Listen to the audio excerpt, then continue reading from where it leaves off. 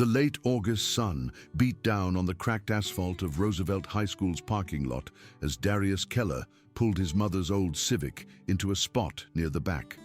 He'd specifically chosen the farthest corner, away from the clusters of students reuniting after summer break, away from the shining trucks and sports cars that marked territorial claims near the main entrance.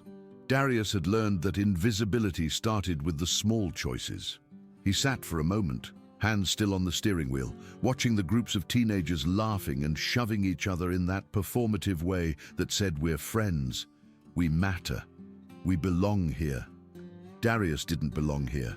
Not yet, maybe not ever. That was fine. He just needed to get through 1 year, senior year graduate, and move on to whatever came next. His mother's last words echoed in his mind, as they did every morning. "Promise me you'll leave it behind. Promise me you'll be more than fists and blood." He'd promised. 3 months before she died, when the cancer had hollowed her out to almost nothing, he'd knelt beside her hospital bed and sworn he'd walk away from the cage, from the competition circuit, from the violence that had defined his teenage years. At 17, with a 15-0 amateur MMA record and regional championship offers coming in, he'd hung up his gloves, or at least he'd tried to. Darius climbed out of the car, slinging his backpack over one shoulder. He was tall but not imposing, maybe 6 feet, slim build, the kind of frame that looked almost fragile in oversized hoodies and jeans. His dark hair fell across his forehead, and he had a habit of keeping his eyes down, his posture slightly hunched, making himself smaller. He'd practiced this. Predators looked for weakness, but they also looked for challenges. The trick was to seem beneath notice entirely. The main building of Roosevelt High School loomed ahead, 3 stories of aging brick and institutional windows, the kind of structure that had educated generations without caring much about aesthetics or comfort. Darius had studied the school layout online over the summer, memorizing the floor plan the way he used to study fight tapes. First floor, main office, cafeteria, gymnasium. Second floor, science labs, library, computer center. Third floor, English and history classrooms, auditorium. He knew where the exits were, where the cameras hung, which hallways got the most traffic. Old habits. He pushed through the front entrance into a wave of noise, lockers slamming, conversations overlapping, the squeaking of sneakers on linoleum that had been waxed to a dull shine. The smell hit him immediately. Industrial cleaner, old textbooks, teenage sweat masked by body spray. Darius kept his head down, navigating toward the main office to collect his schedule. "Watch it," someone muttered as a shoulder clipped his. Darius had sensed the person coming, had the space and time to avoid the contact, but he let it happen, stumbling slightly to the side. "Sorry," he mumbled, not making eye contact. The student, a thick-built guy with a varsity football jacket, barely acknowledged him, already moving on to rejoin his friends. The main office was cramped and outdated, with a counter separating the student area from desks piled with paperwork. A tired-looking secretary handed him a printed schedule without much ceremony. "Keller Darius, transfer from Nevada, locker 247. Combinations written on the back. First period starts in 20 minutes. Need anything else?" "No, ma'am, thank you." She'd already moved on to the next student. Locker 247 was on the second floor, tucked in a less trafficked hallway near the science labs. Darius had gotten lucky with the location. Fewer people meant fewer complications. He loaded in the minimum supplies he'd brought, a few notebooks, pens, a calculator.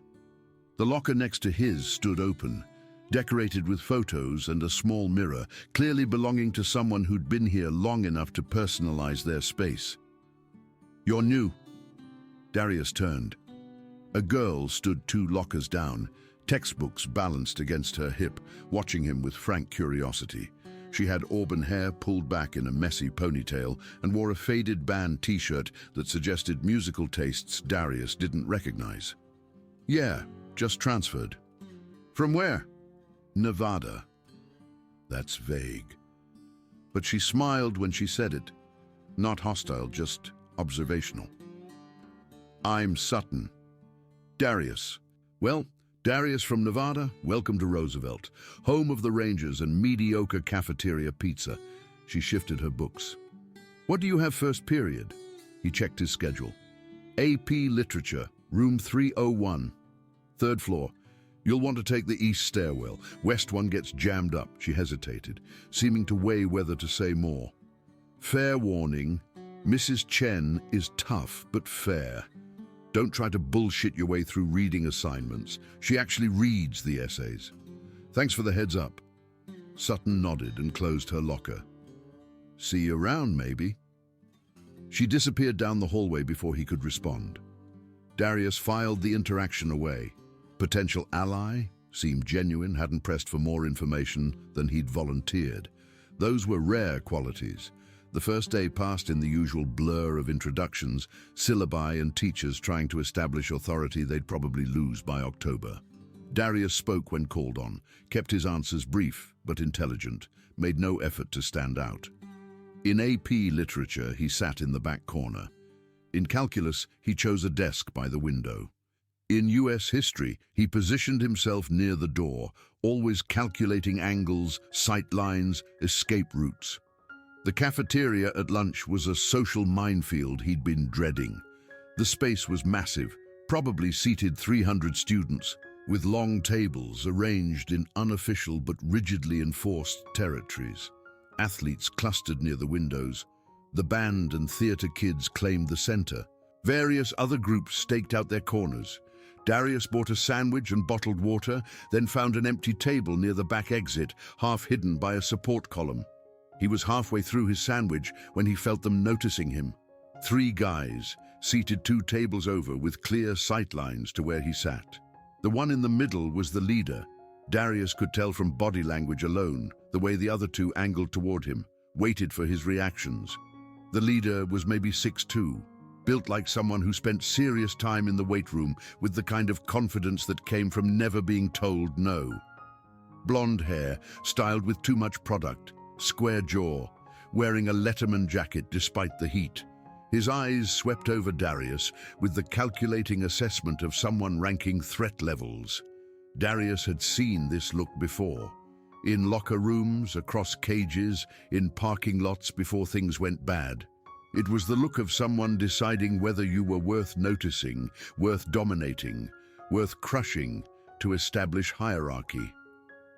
He held the look for exactly 1 second, long enough to register acknowledgement, short enough to signal no challenge, then returned to his sandwich. From his peripheral vision, he watched the leader lean toward his friends, saying something that made them laugh. One of them glanced Darius's direction, sneered, turned away. First contact, minimal, exploratory, testing. The beginning of something Darius had hoped to avoid, but had expected nonetheless. New students were always targets until they proved otherwise, or found protection within an established group. Darius had neither proof nor protection, which made him prey. He finished his lunch methodically, bussed his tray, and left through the exit near his table. As he pushed through the door, he heard one of them call out, "Nice meeting you, new kid."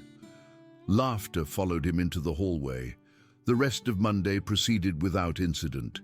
Darius attended his afternoon classes, memorized more faces and names he'd probably never need, counted down the minutes until he could leave. When the final bell rang, he made his way to the parking lot, avoiding the crowds bottlenecked at the main doors, taking a side exit that added 2 minutes to his walk but bypassed 90% of the student body. His Civic started on the second try. The engine coughed before catching, a reminder that the car was nearly as old as he was and running on borrowed time. Darius sat in the driver's seat, letting the parking lot empty out before pulling onto the main road. Traffic in the afternoon was light. Most students lingered for sports practice or clubs or the social rituals that marked adolescent territory. Darius drove to the small apartment he shared with no one a one-bedroom unit in a complex that catered to transients and people who needed cheap rent more than amenities. Inside, the space was sparse, a futon that served as both couch and bed, a small TV on a cardboard box, kitchen table with two mismatched chairs, boxes he hadn't bothered unpacking lined one wall containing the remnants of his previous life. Trophies he'd never display, belts he'd never wear, photographs he couldn't bring himself to throw away. His mother's things occupied two boxes, sealed with packing tape he'd never found the courage to cut. Darius dropped his backpack by the door, grabbed a glass of water, stood in the small kitchen looking at nothing in particular. The afternoon stretched ahead, hours to fill before exhaustion would make sleep possible. He'd given up training, but his body still operated on that schedule, still expected the work. His muscles felt tight, underused, restless. He did push-ups instead, then sit-ups, then held a plank until his core burned. Not training, he told himself, just maintaining. There was a difference. Later, after a dinner of microwaved pasta and canned sauce, he sat at the kitchen table with his homework spread before him. A P literature wanted 2 pages on the concept of the unreliable narrator. Calculus assigned 30 problems. US history required reading 3 chapters by Wednesday. Darius worked methodically, losing himself in the assignments, grateful for the distraction. His phone buzzed once, a text from his aunt in Nevada checking in. He responded with practiced brevity. First day went fine. Everything good here. She'd been his legal guardian since his mother's death, but she had her own family, her own problems. Darius had moved out the week after the funeral, gotten himself emancipated through a sympathetic judge who saw a kid trying to make something of himself, not a kid looking for trouble. The apartment, the independence, the isolation, it was what he'd wanted, what he'd needed. He finished his homework around 9, showered, lay on the futon, staring at the ceiling. Sleep didn't come. It rarely did before midnight. His mind replayed the day, analyzing, cataloging, preparing. The 3 guys in the cafeteria, he'd spotted them again in the hallways between classes, always moving in a pack, always commanding space that other students yielded. The leader wore number 44 on his letterman jacket. Football, probably linebacker or defensive end, based on his build. The 2 friends were satellites, dangerous because they had someone to impress and nothing to lose. Darius had been on both sides of this dynamic.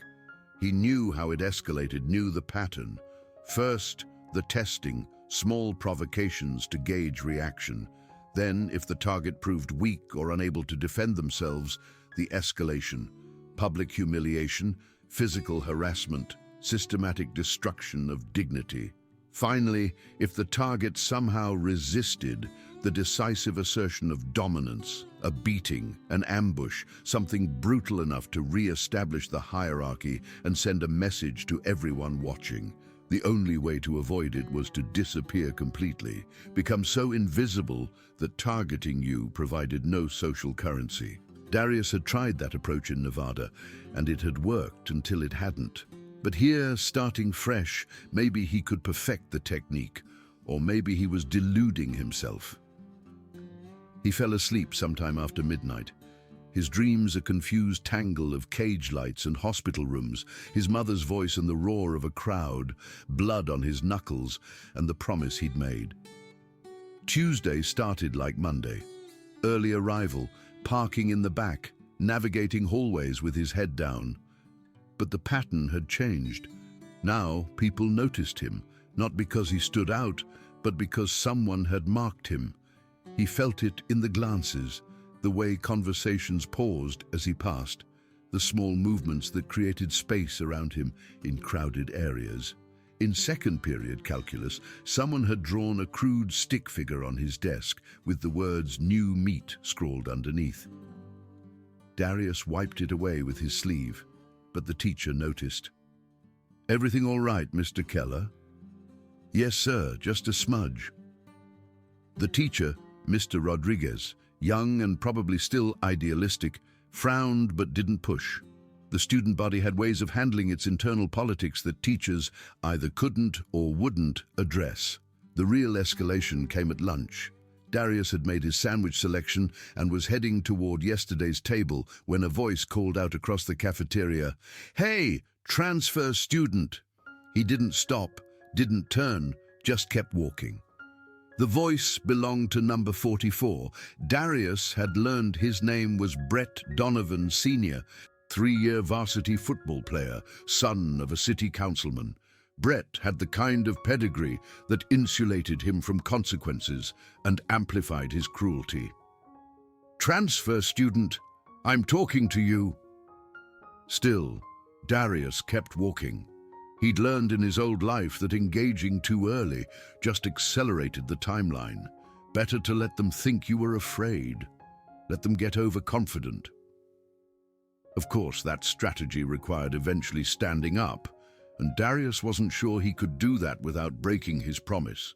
He made it to his table, sat down, opened his sandwich. Brett's laughter echoed across the cafeteria, joined by his friends and a few sycophantic hangers-on. Conversations had paused at nearby tables, students watching, waiting to see if this was entertainment or just another day.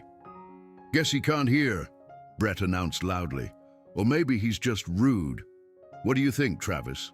Travis, one of Brett's lieutenants, stocky with a wrestler's build, responded on cue, "Definitely rude. Should probably teach him some manners." The third member of their group, a lanky guy named Kyle with cold eyes and a cruel smile, added, "Give him time. He'll learn." The exchange was performative, meant to establish narrative. Darius was rude. Darius needed teaching. Darius would learn. It set up justification for whatever came next. Darius kept eating his sandwich, forcing each bite down past the tightness in his throat, keeping his breathing steady, his expression neutral. After lunch in the hallway outside the cafeteria, Brett shoulder-checked him, not subtly, a deliberate collision that sent Darius stumbling into a bank of lockers. His backpack cushioned the impact, but it still hurt. "Oops," Brett said, grinning. "Didn't see you there, transfer." Travis and Kyle flanked him, forming a half-circle that blocked Darius's path. Other students flowed around them like water around stones, nobody stopping, nobody intervening. Darius straightened, adjusted his backpack, kept his eyes neutral. "No problem." "No problem?" Brett stepped closer, using his height advantage. "See, that's what I'm talking about. No respect. Where'd you say you transferred from?" "I didn't." "He didn't." Brett looked at his friends in mock amazement. "Guy's got a mouth after all, so where? Somewhere that doesn't teach manners?" "Nevada." "Nevada." Brett drew out the word, tasting it. "Let me guess. Couldn't hack it there, so you ran here? That about right?" Darius could smell the body spray Brett wore, could see the slight dilation in his pupils that suggested adrenaline, could read the micro-expressions that indicated Brett expected either submission or resistance and was prepared to capitalize on either. This was a critical moment. Darius's response would determine the trajectory of everything that followed. He chose submission.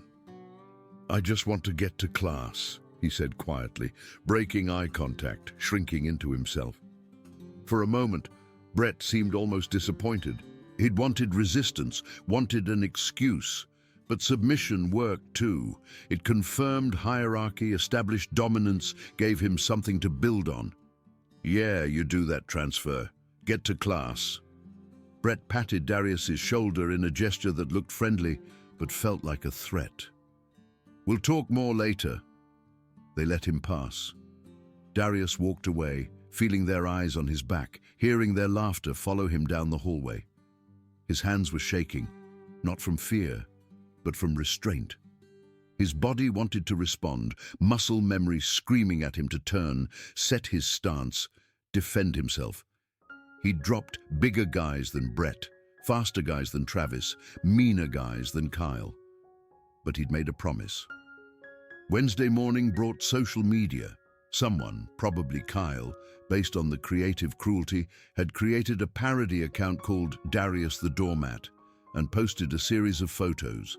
Darius walking with his head down, Darius sitting alone at lunch, Darius being shoved by Brett. Each image had mocking captions. How to be invisible 101. Lunchtime loser. When you're everyone's punching bag. By first period, half the school had seen it. By lunch, everyone had. Students Darius barely knew pointed him out to friends. Some laughed. Others looked uncomfortable but said nothing. A few teachers saw students on their phones, probably saw the posts, chose not to engage. Darius deleted his own social media accounts during study hall. If he couldn't see the harassment, at least he wouldn't have to watch it spread in real time. But he couldn't delete what people thought, couldn't erase the narrative being written about him. Thursday, they knocked his books out of his hands in the main hallway between classes. It was Travis this time, with Brett and Kyle watching from nearby, surrounded by an audience.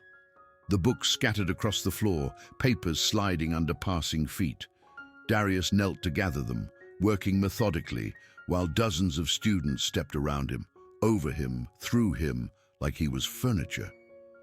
"Oops," Travis said, echoing Brett's line from earlier. "Butterfingers." Laughter from the crowd. Darius kept collecting his books, his papers, assembling them back into his backpack. Someone stepped on his calculus homework, leaving a dirty shoe print across the equations. He picked it up anyway, smoothed it out, tucked it into a folder. Brett crouched down beside him, speaking low enough that only Darius could hear. "You're making this too easy. Where's the fun in it?" Darius didn't respond, didn't look up. Brett stood, rejoined his friends, and they disappeared into the crowd. Darius finished gathering his things, stood, continued to his next class. In the bathroom afterward, alone in a stall, he let himself shake for exactly 2 minutes. Then he washed his face, controlled his breathing, and returned to the schedule. Friday afternoon, after the final bell, Darius had almost made it to his car when they found him in the parking lot. Not a physical confrontation, not yet, but an unmistakable statement of intent. Brett, Travis, and Kyle positioned themselves near his Civic, leaning against surrounding vehicles, blocking easy access. "End of your first week," Brett called out as Darius approached. "How do you like Roosevelt so far?" Darius stopped about 10 feet away, calculating angles. The parking lot was emptying but not empty, enough witnesses to prevent something truly violent, not enough to guarantee intervention. "It's fine." "Fine," Brett repeated. "Modest guy. I respect that. But here's the thing, transfer. You're bringing down the whole vibe, walking around all quiet, keeping your head down like you're scared or something. It's depressing to watch. I'm not trying to bother anyone. But you are bothering people. You're bothering me." Brett pushed off the car he'd been leaning against, took a few steps closer. "See, I try to maintain certain standards around here. Standards of, I don't know, what would you call it, Kyle?" "Social integrity," Kyle supplied. "Right, social integrity. And you're like this walking violation of that integrity. Makes everyone uncomfortable." Travis added, "You should probably do something about that." Darius recognized the script they were running. He'd seen it before, run variations of it himself back when he was younger and stupider. They were manufacturing justification, creating a narrative where anything they did to him was actually him bringing it on himself. The psychology was transparent, but effective. Bystanders would remember that Brett had given warnings, had offered chances, that Darius had failed to comply with reasonable requests. "I'll try to stay out of your way," Darius said, knowing it wouldn't matter, that the decision had already been made. Brett smiled. "That's all I'm asking. For now." They let him pass. Darius unlocked his Civic, got in, started the reluctant engine. As he pulled out of the parking spot, Brett called out, "Have a good weekend, transfer. See you Monday." It was a promise and a threat. Saturday morning, Darius woke early despite not needing to. His body operated on schedules etched by years of training. Up before dawn, protein shake, morning routine. But he had no training to go to, no gym membership, no coach expecting him. He'd promised his mother he'd leave that life behind. He made coffee instead, sat at his kitchen table, stared at his phone. His aunt had texted again asking how things were going. Darius typed out a response. "Good, making friends, school is fine," then deleted it. Lies felt worse via text somehow. He settled on, "Still adjusting. Thanks for checking in." The apartment felt too small, the silence too loud. Darius did push-ups, sit-ups, burpees, anything to burn off the restless energy. He ran through shadowboxing combinations in the narrow space between the futon and the wall, feeling his body remember patterns it wasn't supposed to know anymore. Jab, cross, hook. Slip, counter, reset. The movements were meditative, muscle memory deeper than conscious thought. He was mid-combination when his phone buzzed. Unknown number, local area code. He almost didn't answer, but something made him. "Hello? Darius?" Female voice, vaguely familiar. "It's Sutton. From your locker hallway?" "Oh, hey. How did you get my number?" "School directory. Look, I know this is random, but I wanted to say I'm sorry about what's been happening. Brett and his cronies are assholes." Darius sat down on the futon, trying to process why someone would call to say this. "It's fine. It's not fine. And I know everyone's just watching it happen, which is also not fine, but I wanted you to know that not everyone thinks Brett's entertaining or whatever." She paused. "Anyway, that's all. Just wanted to say that. I'll let you go." "Wait," Darius said, surprising himself. "Thanks for calling. You didn't have to." "Yeah, well, someone should." Another pause. "Are you doing anything tomorrow? Sunday, I mean." "Not really. There's a coffee shop near campus, The Grind. Opens at 8. If you want to, I don't know. Not be alone studying or whatever. No pressure." Darius hadn't expected kindness, hadn't expected anyone to see him as more than the role he was playing. "Yeah, okay, I could do that." "Cool. See you tomorrow, maybe." She hung up before he could respond. Darius sat staring at his phone, trying to understand the interaction, trying to decide if it was genuine or some elaborate setup. But Sutton hadn't been part of Brett's circle, hadn't shown any signs of coordination with them. Maybe she was just someone who saw what was happening and didn't like it. Sunday morning found Darius at The Grind at 8:15, having circled the block twice to make sure it wasn't an ambush. The coffee shop was small and aggressively quirky, mismatched furniture, local art on the walls, a chalkboard menu with elaborate drink names.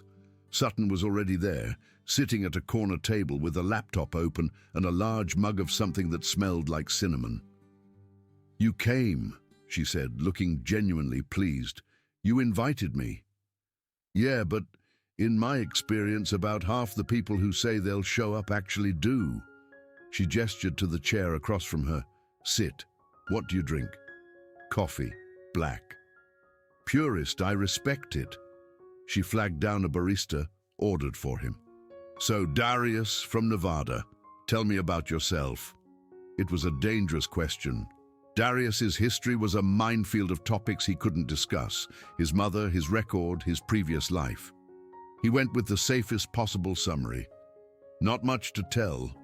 Moved here end of summer, just trying to get through senior year." "That's not nothing to tell. That's deliberately telling nothing," Sutton observed. "But okay, I get it. Fresh start. Don't want to talk about whatever you're starting fresh from. Counteroffer, I'll tell you about me, no questions required in return." Darius's coffee arrived. He wrapped his hands around the mug, grateful for something to do. "Okay. I'm Sutton Blake, senior, obviously, editor of the school paper, which sounds more impressive than it is. The paper is 6 pages and mostly sports coverage. I play bass in a garage band that practices every Friday and will never be famous. I have a cat named Foucault because I'm pretentious.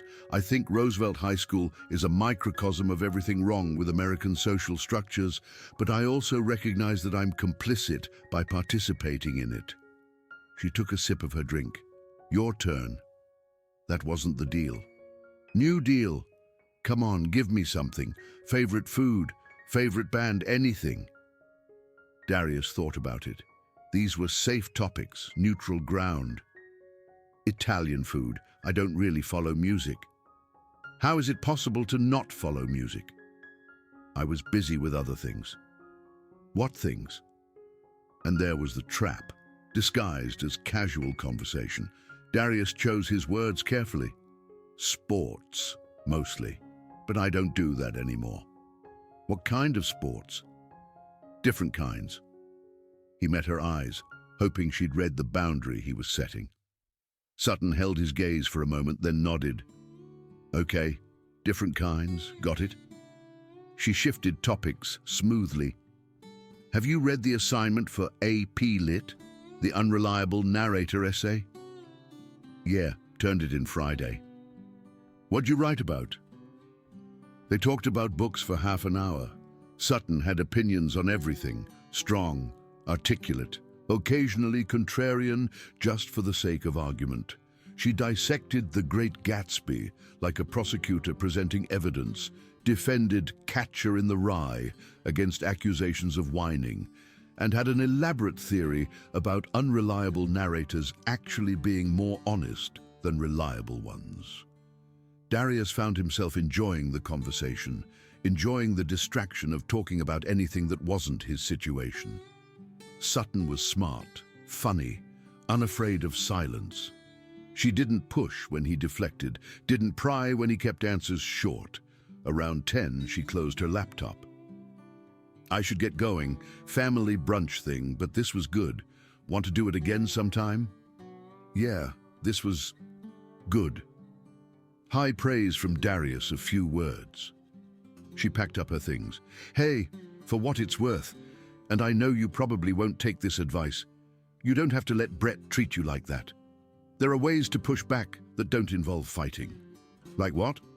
Tell teachers, document it, go to administration, make noise until someone has to do something. Darius had tried that approach in Nevada. Teachers had been sympathetic but ineffective. Administration had policies but no teeth. Documentation had created paper trails that led nowhere. That doesn't always work. No, Sutton agreed. But neither does taking it silently. She left before he could respond. Darius sat for a while longer, finishing his coffee, thinking about what she'd said. She was right. Silence didn't work. But neither did escalation. He was trapped between promises and pragmatism, between who he'd been and who he was trying to be. Monday morning, week 2, began with graffiti on his locker. Someone had used a black marker to write "pussy" in letters large enough to be visible down the hallway. Darius spent 10 minutes with paper towels and water trying to scrub it off. The marker was permanent. The best he could do was smudge it into illegibility. Students passed by, some snickering, most just averting their eyes. Nobody offered to help. Nobody asked if he was okay. Darius was learning that invisibility wasn't something you achieved. It was something other people granted you by pretending not to see. He made it to first period late, apologized to Mrs. Chen, took his seat. Sutton caught his eye from across the room, frowned sympathetically. It helped, slightly. Lunch was where things escalated. Darius had bought his usual sandwich and was navigating toward his isolated table when Brett stepped directly into his path. No warning, no chance to avoid, just suddenly there, blocking the way, Travis and Kyle flanking him. Transfer, Brett said pleasantly. Join us for lunch. It wasn't an invitation. Darius glanced at their table, already crowded with football players and hangers-on, all watching the interaction with anticipation. I'm fine here. I insist. Brett's hand closed around Darius's shoulder, gripped tight enough to hurt. Come on, Be social. Travis took Darius's tray. Kyle positioned himself behind, blocking retreat. Together, they guided Darius to their table, sat him down at the end, surrounded him with bodies. The cafeteria had noticed now, conversations dimming, attention focusing, everyone sensing blood in the water. "So, transfer," Brett said, sitting across from him. "Let's get to know you better. Where in Nevada did you say you were from?" "Reno." "Reno?" Brett looked around the table as if this was significant news. "Hear that, everyone? Our new friend is from Reno. Tell us about Reno. Transfer. What's it like?" "Like anywhere else." "Must be since you left. Why'd you leave?" Darius didn't answer. His sandwich sat on the tray in front of him, suddenly impossible to eat. His throat felt tight, his pulse elevated but controlled. He could feel every person at the table, calculate every potential movement, map every exit. Old habits. "Shy," Brett diagnosed. "Travis, maybe he needs encouragement." Travis reached over and plucked the sandwich off Darius's tray. "Maybe he's not hungry. Maybe he needs something to drink instead." Kyle produced a bottle of chocolate milk, unscrewed the cap, held it over Darius's lunch tray. "What do you think?" "I think you should pour it," Brett said. "I think our friend looks thirsty." Kyle upended the bottle. Chocolate milk splashed across Darius's tray, his remaining food onto his jeans. The table erupted in laughter. Other tables joined in, a rolling wave of mockery that filled the cafeteria. Darius stood slowly, carefully, milk dripping from his clothes. He picked up his ruined tray, walked to the trash, dumped everything, and left the cafeteria through the nearest exit. Behind him, applause and laughter followed. In the bathroom, he cleaned himself up as best he could, using paper towels and cold water on his jeans. The stain wouldn't come out fully, but he got it to a point where it wasn't immediately obvious what had happened. His hands were steady. His breathing was controlled, but inside something was shifting, cracking, the foundations of his restraint developing stress fractures. He'd made a promise to his mother. He'd sworn he'd leave violence behind, but she'd never had to face this. Systematic, calculated cruelty designed to break him down, to make him less than human. She'd never had to choose between dignity and peace. The afternoon blurred. Darius went through his classes mechanically, heard nothing, retained nothing. After the final bell, he walked to the parking lot, avoiding all main routes, taking service hallways and side doors. He made it to his Civic without encountering Brett or his friends, drove back to his apartment and sat in the shower until the hot water ran cold. Tuesday brought a new level of attention. The cafeteria incident had gone viral. Multiple students had filmed it, posted it to various social media platforms. "Transfer student gets milked" was trending locally. Comments ranged from mocking to sympathetic, but even the sympathetic ones treated Darius like an object, a story, entertainment rather than a person. Students he'd never spoken to knew who he was now. Some pointed him out to friends. Others whispered as he passed. A few approached to offer support. "That was messed up, man," or "Brett's an asshole." But none of them had intervened yesterday, and none of them would intervene tomorrow. At lunch, Darius skipped the cafeteria entirely, spending the period in the library. The librarian, Ms. Patterson, middle-aged and perpetually harried, noticed him but said nothing, respecting the unspoken agreement that her domain was neutral territory. Sutton found him there Wednesday at lunch. "Mind if I sit?"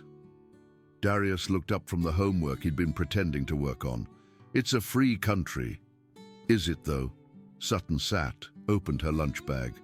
"I saw what happened Monday. I'm sorry." "Everyone saw." "Yeah?" She unwrapped a sandwich. "For what it's worth, I wrote about it in the school paper, about bystander culture and institutional failure. Will anyone care? Probably not, but I'll keep writing it until maybe someone does." She took a bite, chewed thoughtfully. "There's going to be a student government meeting Friday. I was thinking of bringing up a proposal about bullying policies, accountability structures. That won't help. Maybe not. But what's the alternative? Just let Brett win. Darius didn't have an answer. Brett was already winning. The question was just how much damage he'd do in the process. Thursday, someone put a dead rat in Darius's locker. He opened it before first period, and the smell hit him immediately. Decay, wrongness. The rat had been dead for days, deliberately positioned to create maximum impact. Students passing by gagged, made jokes, pulled out phones to document. Darius closed the locker carefully, went to the main office, reported it. The secretary seemed irritated more than concerned, as if disposing of a dead rat was an unreasonable demand on her time. "Do you know who did this?" "No, ma'am." "Then there's not much we can do. I'll have custodial clean it out." "Thank you. And, Mr. Keller, in the future, please be more careful about securing your locker. Sometimes these things happen when people leave them open." She was blaming him, the institutional reflex to avoid responsibility, to make victims complicit in their own victimization. Darius left the office without responding, spent the day using other students' lockers' general area to store his backpack, retrieved it after school. Friday afternoon, after the final bell, Brett found him in the parking lot again. This time, there was a crowd. Not a huge one, but enough. 15 or 20 students hanging back, but clearly there to watch. Travis and Kyle flanked Brett as usual, but now there were others too, minor members of Brett's social circle, all feeding off his energy. "Transfer," Brett called out cheerfully. "Great week, right?" "Really felt like we bonded." Darius kept walking toward his Civic, keys in hand. "Hey, don't be rude.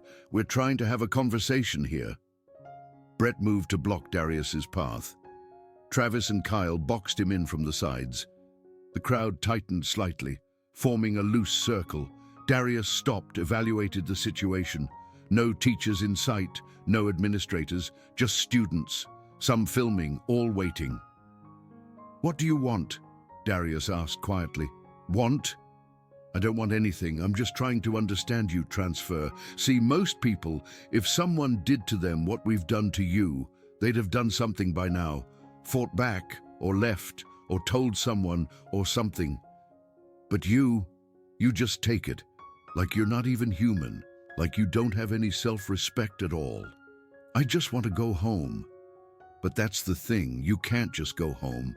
Not until we're done talking, and I don't feel like we're done." Brett stepped closer. "So here's what's going to happen. You're going to apologize." "For what?"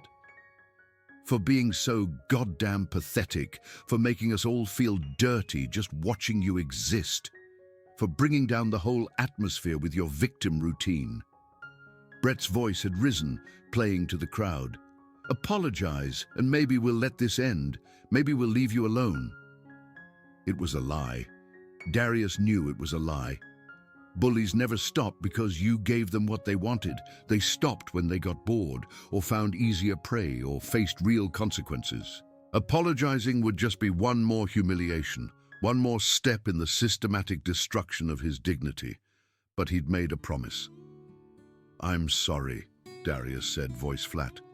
"Sorry for what?" "For whatever you think I did." "Not good enough. Mean it. Get on your knees and apologize properly." The crowd murmured. Some excited, some uncomfortable, all watching. This was the line, the moment that would define everything that followed. Darius could comply, could kneel in a parking lot and debase himself further, could cling to his promise of non-violence, or he could refuse, could finally push back, could break the vow he'd made to his dying mother. He met Brett's eyes, seeing the anticipation there, the hunger for this moment of complete dominance. "No," Darius said quietly. Brett's expression shifted, surprise, then anger, then something that might have been respect or might have been fury. "What did you say?" "I said no." "You think you can just say no to me, in front of everyone?" Brett looked around at the crowd, at Travis and Kyle, at the phones recording. Transfer thinks he can say no. Transfer thinks he's someone. I just want to leave. Well, you can't. Not until you apologize, on your knees, right now. Darius didn't move. Every muscle in his body was controlled, balanced, ready. His breathing was steady. His mind was clear. He'd spent years learning to manage adrenaline, to stay calm under pressure, to make decisions in situations where one wrong move could end everything. This was just another fight, just another cage, just another opponent. Except he'd promised never to step into a cage again. Brett moved first. A shove, both hands to Darius's chest, meant to knock him down. It should have worked. Darius was smaller, lighter, had shown nothing but passivity for 2 weeks.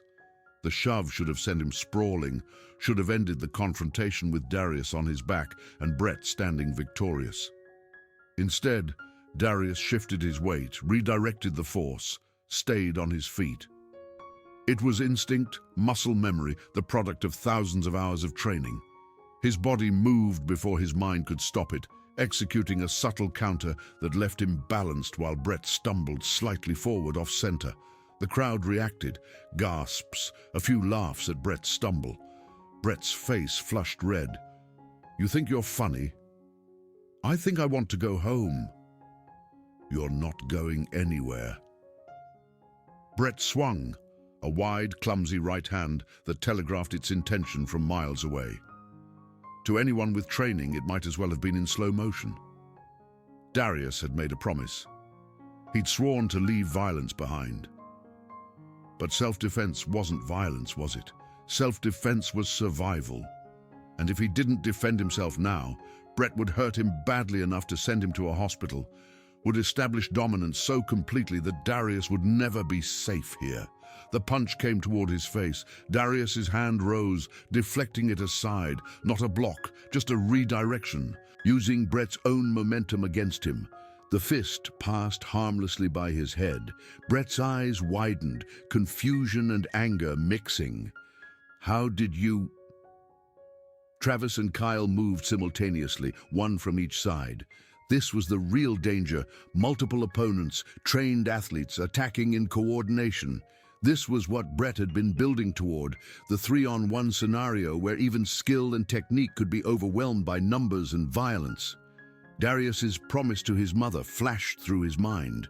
Her face in the hospital bed, exhausted and hollowed by cancer, asking him to be more than what fighting had made him, asking him to choose education over violence, peace over conflict, a future over a past.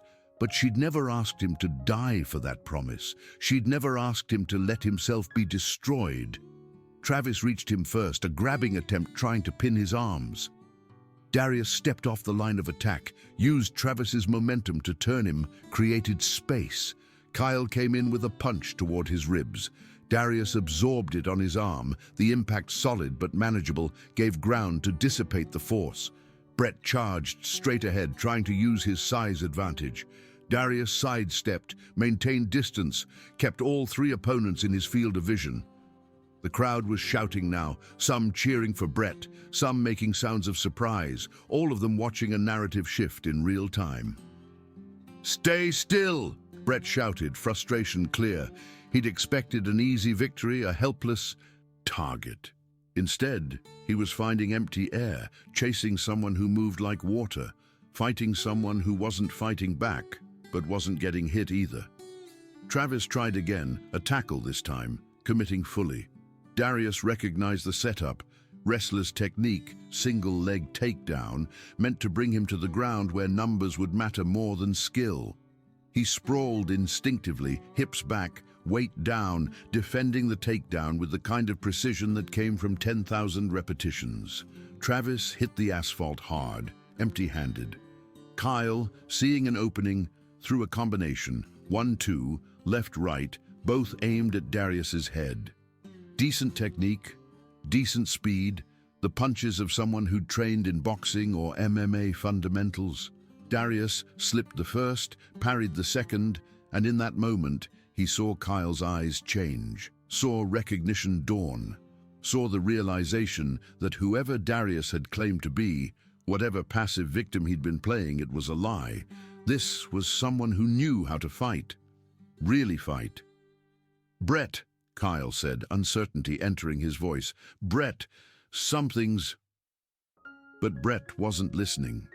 Brett was committed now, his reputation on the line in front of a crowd, his dominance challenged by someone who should have been helpless. He came in wild, throwing heavy punches without setup or technique, relying on size and anger. Darius defended, slipped, moved, stayed out of reach. He wasn't countering, wasn't attacking, just existing in the spaces between violence, making himself impossible to hit while doing nothing that could be called assault. It was the most difficult kind of fighting, pure defense, pure control, requiring more skill than simply punching back. The crowd had gone quieter now, the dynamics shifting. What had started as entertainment, watching a victim get beaten, was transforming into something else. Confusion, surprise, the dawning realization that maybe they'd misunderstood everything. Travis got up from his failed takedown, brushed dirt off his hands. Kyle stepped back, reassessing. Both of them looked at Brett, waiting for direction, waiting to see if they should continue or cut their losses. Brett was breathing hard, sweating, his hair disheveled from his own exertion. "What the fuck are you?" Darius didn't answer. He'd maintained his promise technically. He hadn't thrown a punch, hadn't initiated violence, had only defended himself.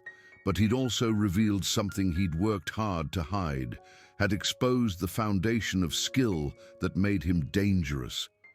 "Brett, let's just go," Travis said quietly. "This isn't—" "Shut up!" Brett straightened, tried to reassemble his dominance. "This isn't over, transfer. Not even close. Monday we're going to—" "No," Darius said, voice still quiet, but carrying a different quality now. "We're not going to do anything Monday. This is over. You tried 3-on-1 and it didn't work. You want to keep trying? That's your choice. But I'm done pretending I can't stop you." The crowd reacted, gasps, excited murmurs, phones recording every word. This was the moment that would define his time at Roosevelt, the story that would be told and retold, the video that would spread across social media. Brett stared at him, calculation visible on his face. He could push forward, could try again, could escalate further, or he could back off, regroup, plan better. What he couldn't do was pretend this hadn't happened. "This isn't over," Brett repeated, but his voice lacked conviction. "Yeah," Darius said, "it is." He walked past them, past Brett, past Travis, past Kyle, and nobody stopped him. The crowd parted. Darius reached his Civic, unlocked it, got in. His hands were steady on the steering wheel. His breathing was controlled. His heart rate was already returning to normal. But inside, he felt the fracture deepening. He'd kept his promise in letter, if not spirit. He hadn't initiated violence, hadn't thrown punches, hadn't hurt anyone. But he'd revealed himself. He'd shown that he was capable, skilled, dangerous. And Monday, Brett would come back with a better plan. More people. Real intent to do serious harm, because Darius had done the one thing bullies couldn't tolerate. He'd made Brett look weak in front of a crowd. As he drove away from Roosevelt High School, Darius knew that week 2 was ending, but the real conflict was just beginning. He'd broken his mother's promise without breaking it, revealed his strength while trying to hide it, defended himself while proving he'd never needed defense. The weekend ahead would be his last chance to decide who he wanted to be, the person his mother had asked him to become, or the fighter he'd always been. Monday would demand an answer he wasn't sure he could give. The Civic's engine coughed as he pulled onto the main road, the sun setting orange and red across the horizon, painting everything in colors that looked like blood and fire. Darius drove toward his empty apartment, toward another weekend alone, toward decisions that would determine everything that followed. Behind him, In the parking lot of Roosevelt High School, Brett Donovan stood surrounded by his friends, his face red with humiliation and rage, his mind already working on plans for revenge, for reasserting dominance, for breaking the transfer student who dared to fight back. And in that moment, in the space between Darius's retreat and Brett's planning, the real war was just beginning. Week 3 would bring escalation. Week 4 would bring the romantic interest Sutton deeper into the conflict. Weeks 5 and 6 would push both Darius and Brett toward impossible choices, but that was Monday's problem. For now, Darius just drove, his promise to his mother echoing in his mind, his body's muscle memory reminding him what he was truly capable of, the war between peace and survival playing out in the silence of his car. The parking lot confrontation would be on social media by tonight. By Monday morning, everyone would know.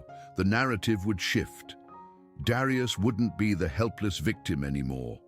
He'd be something else, something dangerous, something unknown, something that demanded response. Brett would respond with overwhelming force. The calculation was simple. If 3-on-1 hadn't worked, then he'd need more. He'd need to orchestrate something public, definitive, brutal enough to re-establish the hierarchy and punish Darius for the humiliation.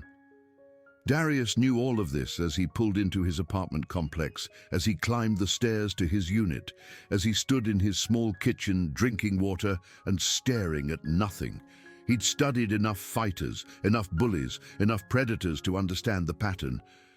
Brett's next move would be worse. Much worse. His phone buzzed, Sutton's name on the screen. He stared at it for 3 rings before answering. "I saw the video," she said without preamble. "Everyone saw the video."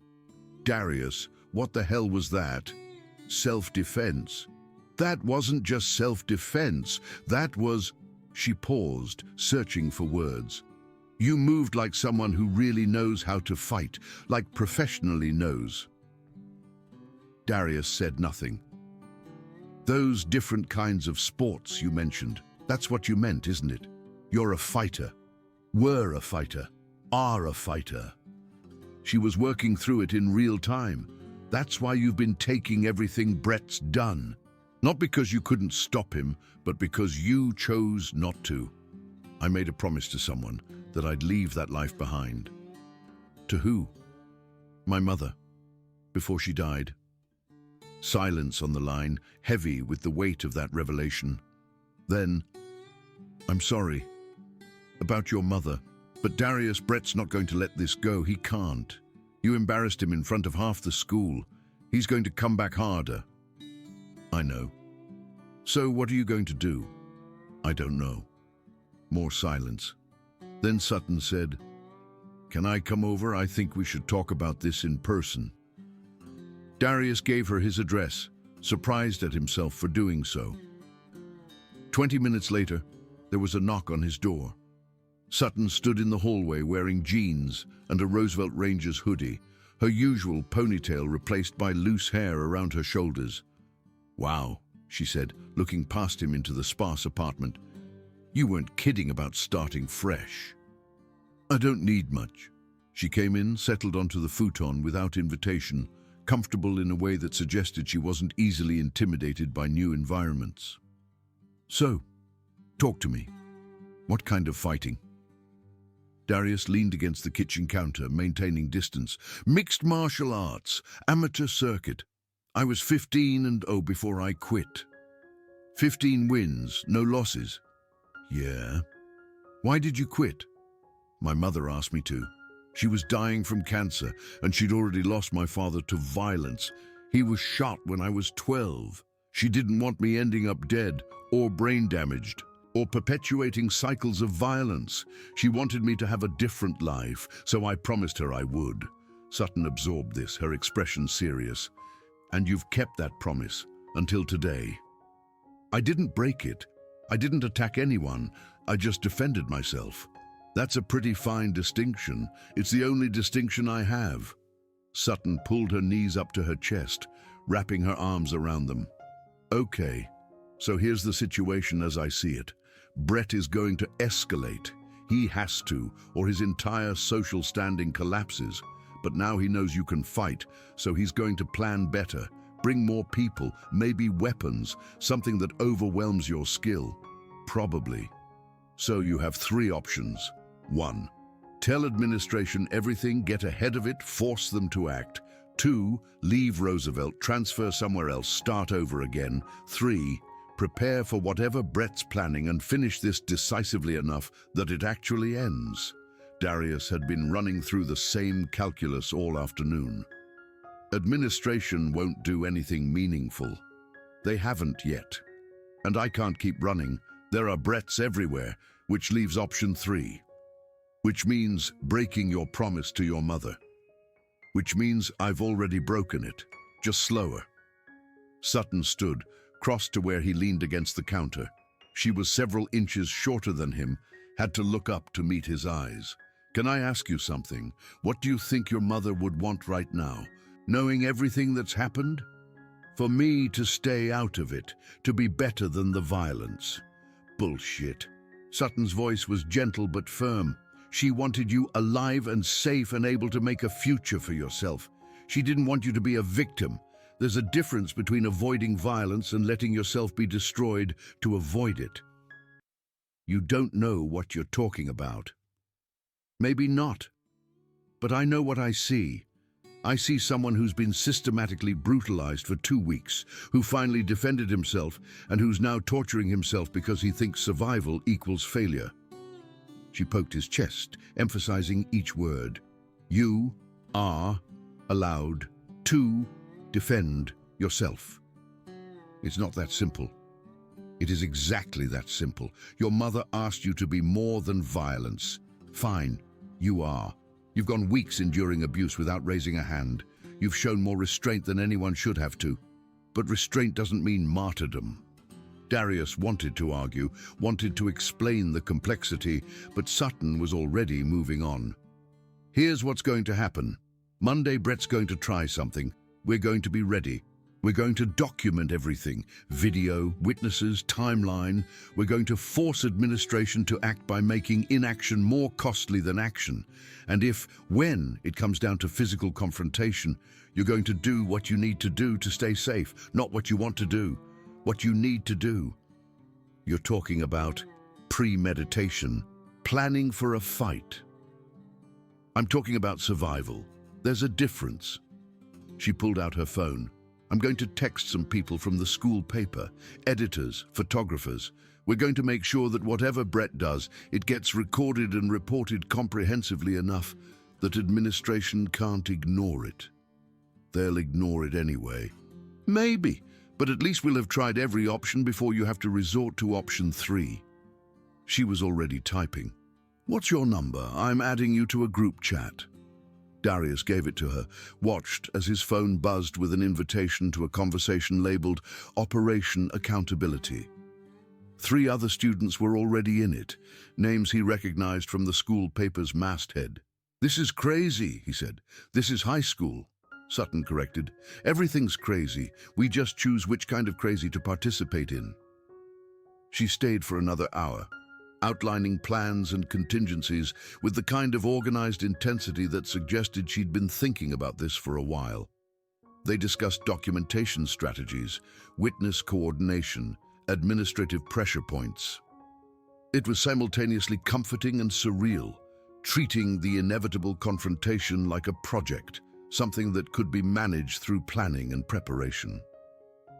When she finally left, Darius felt less alone than he had in weeks. Not safe. Safety was an illusion in situations like this, but less isolated. Someone saw what was happening. Someone gave enough of a damn to try to help. He spent Saturday training for the first time since his mother's death. Not at a gym. He couldn't risk being seen, couldn't let anyone know he was preparing. But in his apartment, moving furniture to create space, he ran through combinations, defensive drills, conditioning. His body remembered everything, muscle memory etched by thousands of hours. Jab, crosshook, slip, slip, roll, level change, sprawl, recover. The movements were meditative, familiar, comforting in their precision. He wasn't breaking his promise, he told himself. He was just remembering what he'd been, making sure that if, when, the moment came, his body would do what it needed to do, promise or no promise. Sunday, Sutton texted him to meet at the grind again. He arrived to find her with two others. A tall black guy with glasses introduced as Marcus, the school paper's lead photographer, and a petite Asian girl named Jenny, features editor. Both regarded Darius with a mixture of curiosity and sympathy. "We've been documenting Brett's behavior all semester," Jenny said, pulling up a laptop. "Nothing as systematic as what he's done to you, but enough to establish pattern. Look." She showed him a compilation. Brett shoulder-checking a freshman in the hallway. Brett and his friends surrounding a smaller student near the gym. Brett making inappropriate comments to female students. None of it was individually damning, but together it painted a picture of someone who systematically intimidated and dominated others.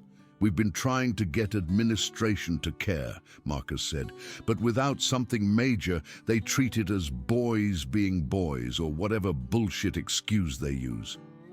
"That's where you come in," Sutton continued. "What happened Friday was major. What's going to happen Monday will be more major.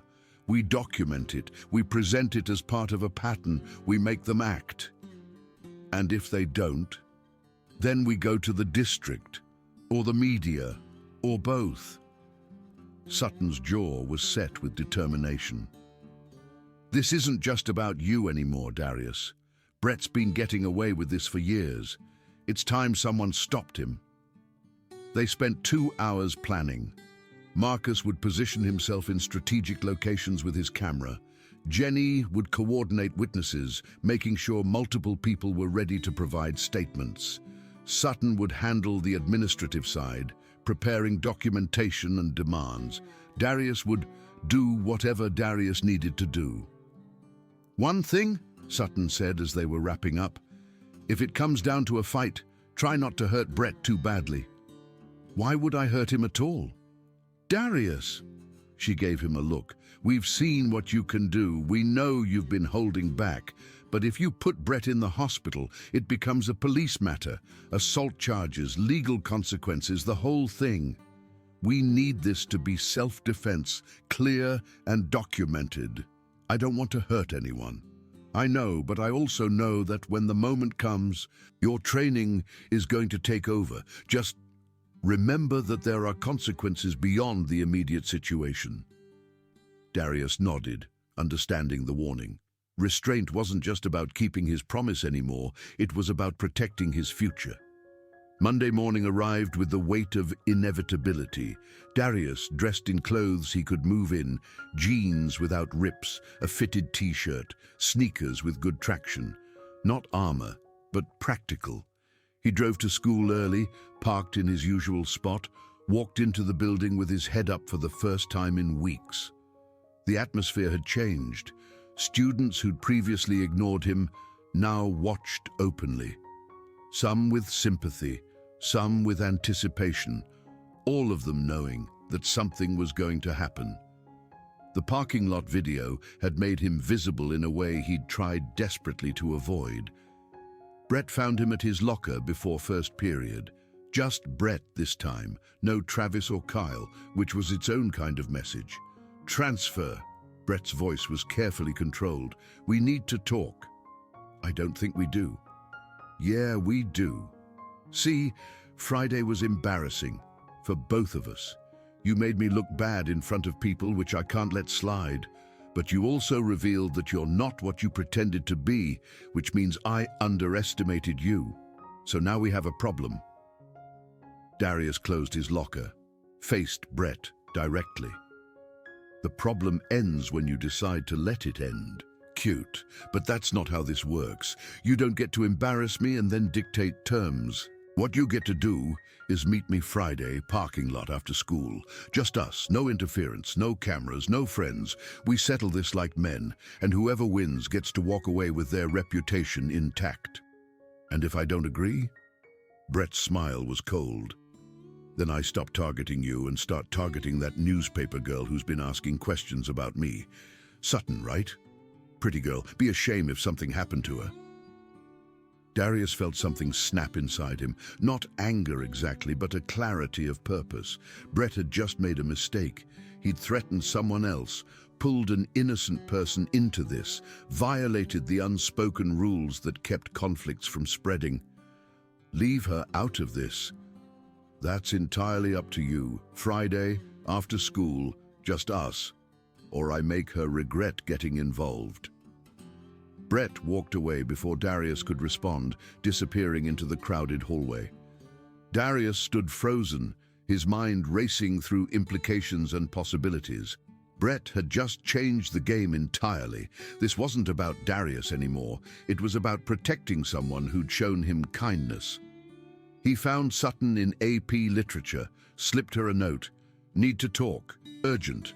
She met him in the library during lunch, concern evident on her face. What happened? Darius told her about Brett's ultimatum, about the threat. Sutton's expression shifted from concern to anger, to something that might have been fear, but looked more like determination. He's bluffing, she said. He's trying to control you by threatening me. Maybe, but I can't take that chance. So what? You agree to his duel? His terms? That's exactly what he wants. If it keeps you safe. Stop! Sutton grabbed his arm, forcing him to look at her. I'm not some damsel who needs protecting. I got involved because I chose to, because what Brett's doing is wrong and someone needed to stand up to it. You don't get to make decisions about my safety without consulting me. He threatened you. And I'm telling you I don't care. We stick to the plan. We document everything. We force accountability. And if Brett tries anything with me, well, then he'll have assaulted a student journalist who's been investigating him. That's a news story, Darius. That's something even Roosevelt's administration can't ignore. You're willing to risk that? I'm willing to not let threats determine my actions. There's a difference. She released his arm. Friday's still 4 days away. Anything could happen between now and then. Let's just take it one day at a time. But the days didn't offer mercy. Tuesday, someone spray-painted "snitch" on Sutton's car. Wednesday, fake social media accounts started posting intimate photos that were clearly doctored but damaging nonetheless. Thursday, Travis and Kyle cornered her after school, didn't touch her but made their presence and intent clear. Back off or face consequences. Marcus got it on video, distant but clear. Jenny documented 3 witnesses willing to testify. Sutton filed a report with administration. The response was predictable. We're looking into it. In the meantime, everyone needs to de-escalate. Perhaps you should focus on schoolwork rather than journalism for a while, Ms. Blake. Blaming the victim, protecting the aggressor, maintaining the status quo. By Friday morning, Sutton was furious. They're not going to do anything. We documented everything, provided evidence, and they're going to do nothing. Then maybe you should back off, Darius said, though it killed him to suggest it. Let me handle this my way. Your way means fighting Brett one-on-one with no witnesses, no accountability, no guarantee that he won't just bring weapons or friends anyway. That's not a solution. That's walking into a trap. It's also the only way to end this without you getting hurt. They were in the grind again. It had become their unofficial meeting place, neutral ground where they could talk without school walls around them. Sutton had her laptop open, showing him the non-responses from administration, the documented evidence that was being systematically ignored. There has to be another way, she insisted. There isn't. Not one that keeps you safe. And what about keeping you safe? Or does that not matter? I can handle Brett. I've always been able to handle Brett. Then why haven't you? The question wasn't accusatory, just genuine curiosity. You could have ended this 2 weeks ago. One punch, one submission, one anything. Why didn't you? Darius stared into his coffee, watching the black surface reflect fluorescent lights. Because I promised my mother I'd be more than violence. Because I wanted to prove I could solve problems without my fists. Because I thought maybe, in a new place, I could be someone different. And now I'm realizing that sometimes violence isn't a choice you make. It's a choice forced on you, and refusing to participate doesn't make you moral. It just makes you complicit in what happens next. Sutton reached across the table, took his hand. Her fingers were small and warm, calloused in a way that suggested she played guitar or bass with dedication. Promise me something. What? Whatever happens this afternoon, you don't do anything you can't come back from. Not for me, not for your pride, not for anything. You stay in control. I'm always in control. That's what scares me. She squeezed his hand once, then let go. I'll be there, in the parking lot, with Marcus and his camera. If Brett brings friends, if he brings weapons, if he breaks his own rules, we'll have evidence. And maybe, finally, that evidence will matter. The day passed in a blur of anticipation and dread. Teachers taught lessons Darius didn't hear. Students whispered about the upcoming confrontation. Word had spread despite Brett's demand for secrecy. By final period, the entire school knew something was happening. In the parking lot after the bell, Darius spent the last hour of class running through scenarios. Best case, Brett showed up alone. They fought. Darius demonstrated clear superiority without causing serious injury. Brett backed down. Worst case, ambush, weapons, police, hospital, legal consequences. Most likely case somewhere in between.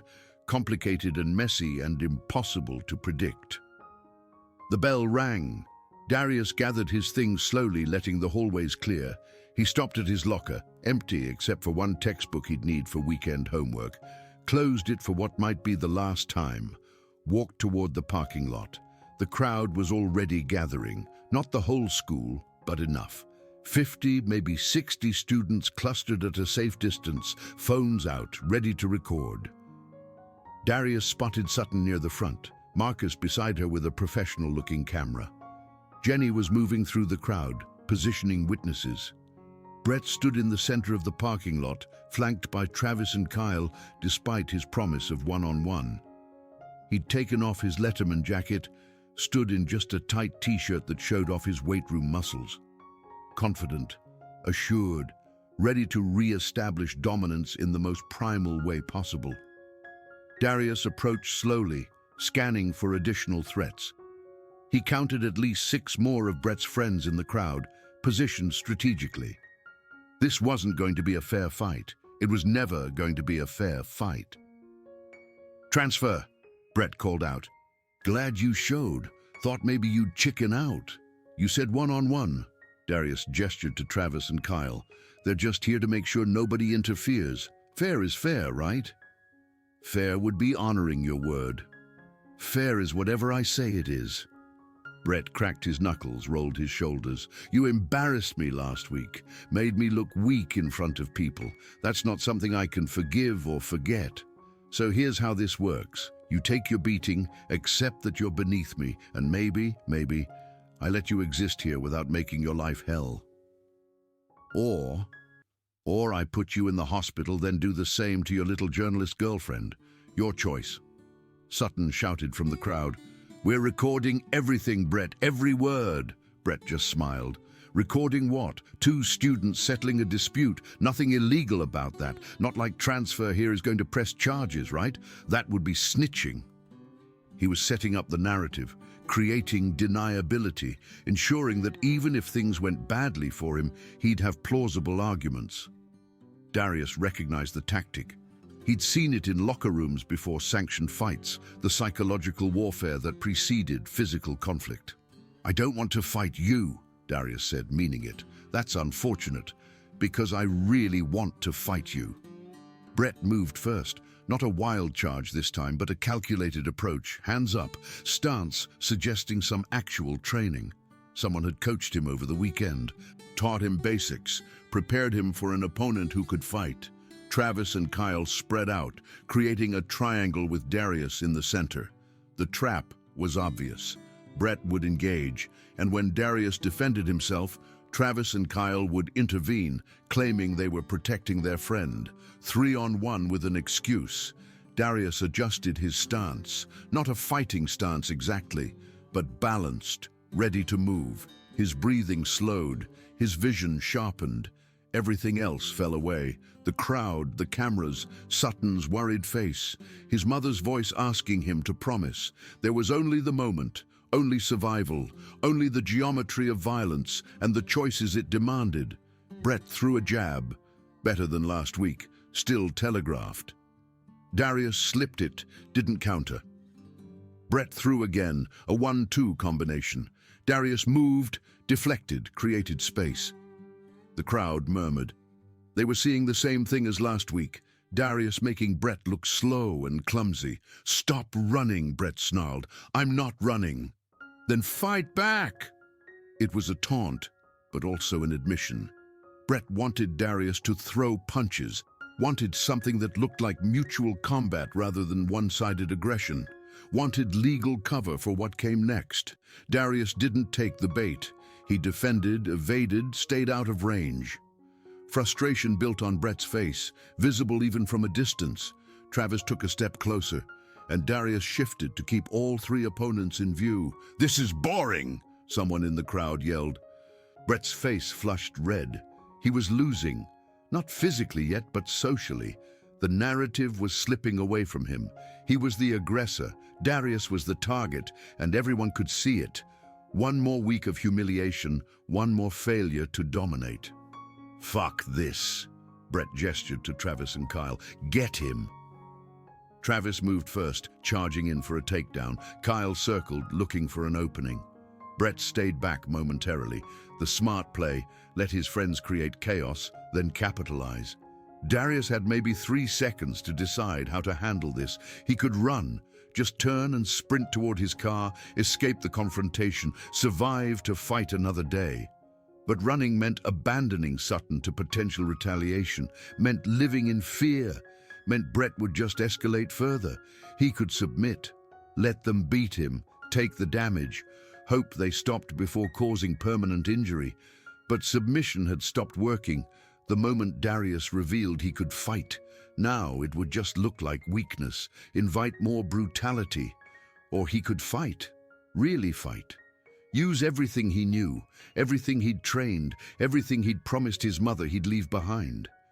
Break the promise to honor its spirit, survive so he could become something more than violence.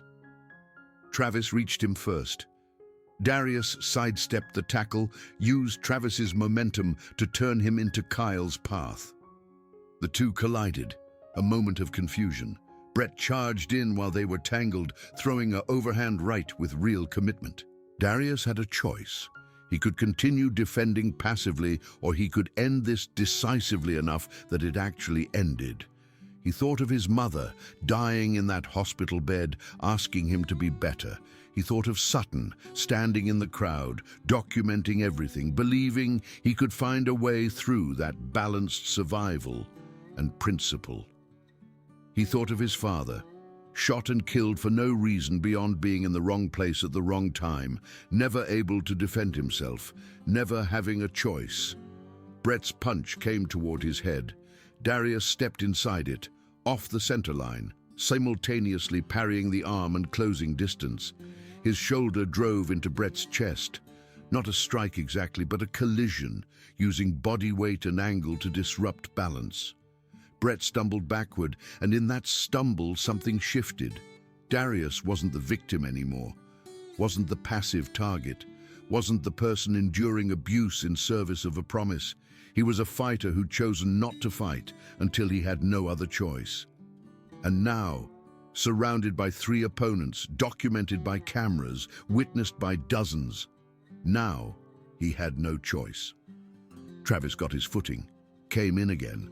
This time Darius didn't just evade, he engaged. He caught Travis's reaching arm, used it to control posture, stepped behind and swept the supporting leg. Travis went down hard, but controlled, not injured, just grounded. A technical takedown that showed skill without causing harm. Kyle, seeing his friend drop, Through a combination of punches, decent form, boxing basics, Darius slipped the first two, parried the third, countered with a quick jab to Kyle's nose, not full power, just enough to sting, to make his eyes water, to interrupt his rhythm. Kyle backpedaled, hands coming up too late. Brett, recovering from his stumble, came in with a wild haymaker. Darius ducked under it, came up inside Brett's guard, and for a moment they were face to face, close enough that Darius could smell his rage and fear. "Stop," Darius said quietly. "Just stop." Brett's answer was a knee toward Darius's midsection. Darius turned his hip, absorbed it on his thigh, created separation with a frame to Brett's shoulder.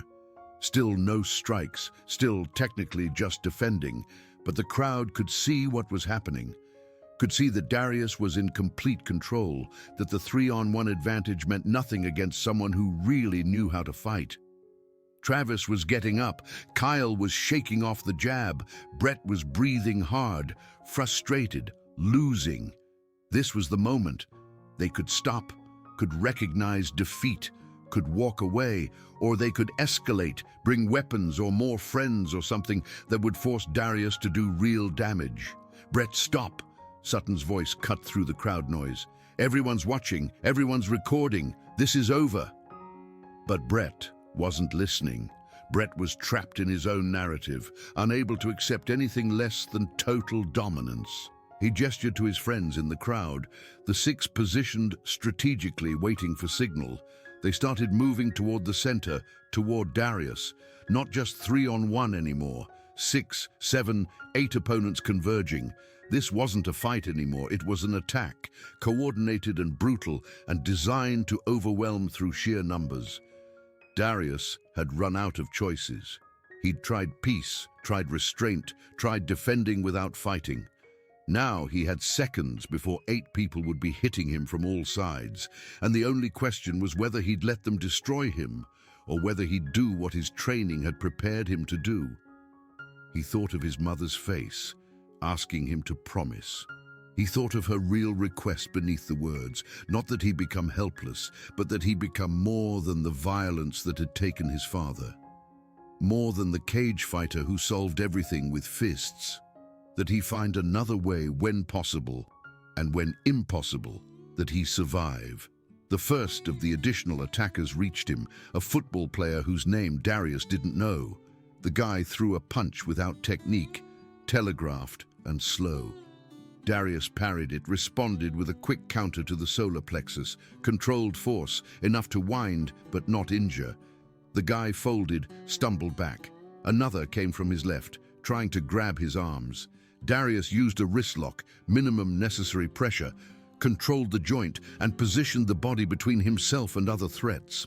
Released and pushed away gently. Travis was up again, Kyle had recovered. Brett was directing traffic, pointing, ordering his friends to attack from different angles. The crowd was shouting, some for Brett, some for Darius, most just caught up in the spectacle. Darius moved like water, like the thousands of hours of training had promised he could move. Not attacking, not destroying, just controlling. Redirecting energy, managing space, staying ahead of multiple opponents through superior positioning and technique. Every move economical, efficient, nothing wasted on showmanship or cruelty. A wrestler tried a double-leg takedown. Darius sprawled, defended, used the position to create separation. A boxer threw a combination.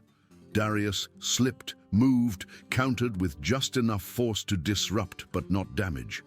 Another football player charged straight ahead. Darius sidestepped, used his momentum to guide him past, into the space Darius had just vacated. It was brutal calculus, managing 8 opponents, but Darius had trained for this. Sparred against multiple attackers, studied how to use their numbers against them, learned that the key wasn't beating all of them. It was creating enough doubt in each one that they'd hesitate, second-guess, pull back. He was doing it. Actually doing it. Defending himself against overwhelming odds through pure technical skill and control. The crowd was realizing it too, the dynamics shifting from entertainment to amazement to something approaching. Respect. Brett saw it happening, saw his carefully constructed dominance collapsing in real time. He reached into his jacket pocket, pulled out something metallic, a knife, small but real. "Brett, no!" Someone shouted. Maybe Travis, maybe Kyle, maybe Sutton. But Brett was past reason, past strategy, operating on pure desperation and rage. He came at Darius with the knife extended, not a trained attack, but a wild threat, trying to salvage something from total defeat. Darius saw the knife, calculated angles and risks in the fraction of a second available. This changed everything. This was no longer a schoolyard fight. This was assault with a deadly weapon, something that could actually kill him, something that demanded response. He could run now, should run. The knife made retreat not just acceptable, but smart. But running meant Brett kept the knife, kept the willingness to use it, kept being a threat to Sutton or anyone else who crossed him. Brett lunged, knife sweeping in an arc toward Darius's midsection. Darius moved offline, caught the wrist, applied precise pressure to the nerve cluster. Brett's hand spasmed open. The knife clattered to the asphalt. Darius kicked it away, then stepped back, releasing Brett's arm. "It's over," Darius said loudly, addressing everyone. "Put the knife down, step back, this is over." But Brett wasn't done. He grabbed for Darius, wild and desperate, trying to tackle him, to drag him down, to salvage something through sheer physical domination. Darius accepted the clinch, controlled it, used Brett's own momentum to off-balance him, executed a textbook hip throw that put Brett on his back. The crowd gasped. Darius stood over Brett, could have followed up with a submission, with ground strikes, with anything. Brett lay there stunned, the wind knocked out of him, completely vulnerable. This was the moment, the choice that would define everything. Darius could finish this brutally, could hurt Brett badly enough that he'd never threaten anyone again, could give in to the temptation of revenge, of making Brett feel every ounce of fear and humiliation he'd inflicted. Or Darius could honor what his mother had actually asked for, to be more than the violence, to find another way, to show that strength included mercy. He extended his hand toward Brett. "Get up." Brett stared at the offered hand like it was a snake, breathing hard, eyes wide with shock and something that might have been shame. The crowd had gone silent, everyone watching, everyone waiting to see what happened next. "I said get up." Darius kept his hand extended. "This is over. You lost. Accept it and walk away, or keep fighting and I put you in the hospital. Your choice." Brett just lay there, his face cycling through emotions, rage, humiliation, disbelief, something approaching understanding. His friends stood frozen, Travis and Kyle exchanging uncertain glances, the others backing away now that the violence had paused. Darius heard sirens in the distance. Someone had called the police, heard Sutton's voice speaking urgently to Marcus, preserving footage, heard the crowd murmuring, processing what they'd witnessed.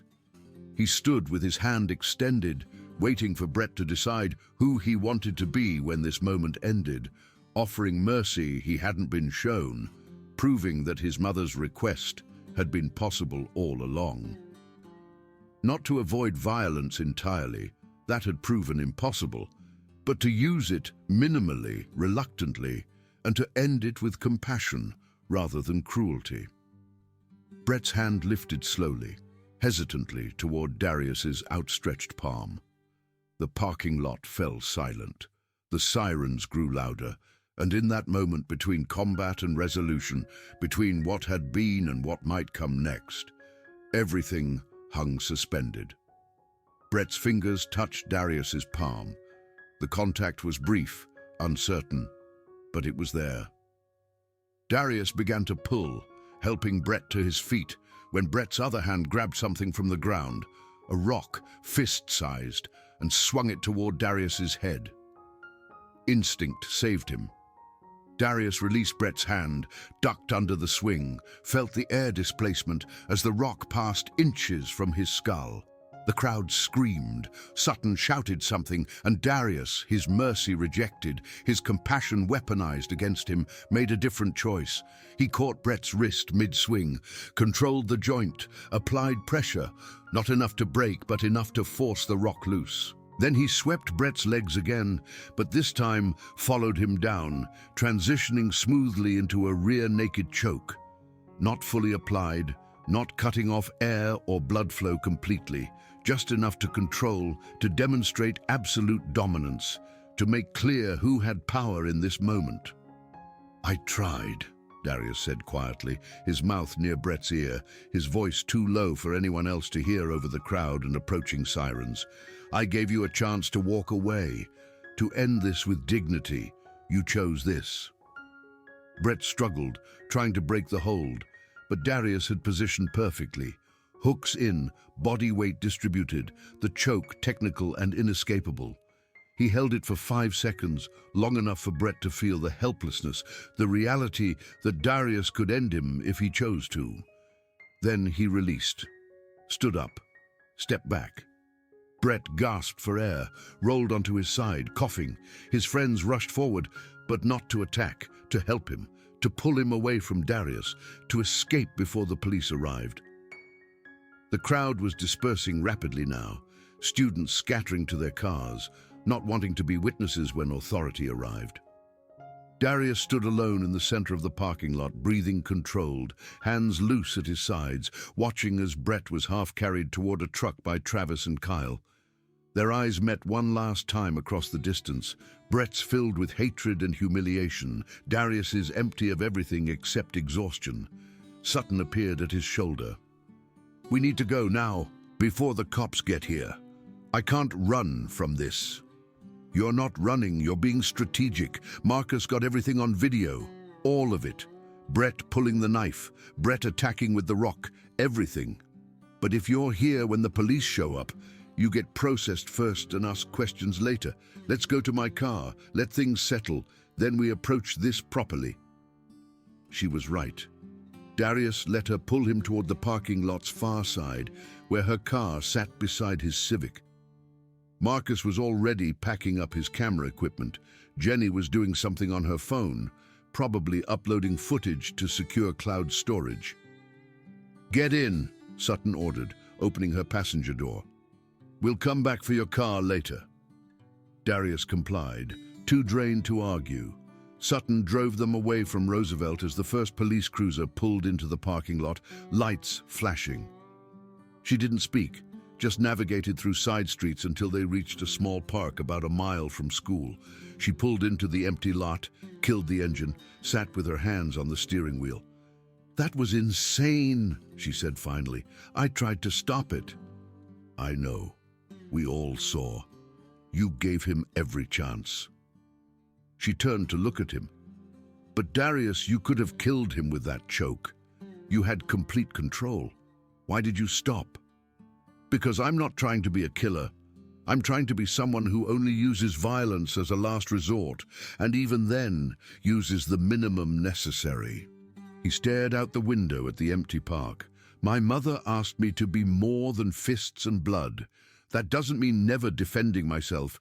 It means never becoming the aggressor, never taking it further than survival requires." "You showed incredible restraint. Against 8 people with a knife involved, you controlled everything without seriously hurting anyone." Brett's going to tell a different story. Brett can tell whatever story he wants. We have video from 3 angles showing him pulling a knife, attacking you with a rock after you offered to help him up, and you only restraining him, never striking, never causing injury beyond what was necessary for control. Sutton pulled out her phone. "Marcus is already uploading everything. Jenny's coordinating witness statements. By the time the police or administration talk to you, the narrative will be established. Self-defense against multiple attackers, one of whom was armed." Her phone buzzed. She glanced at it, frowned.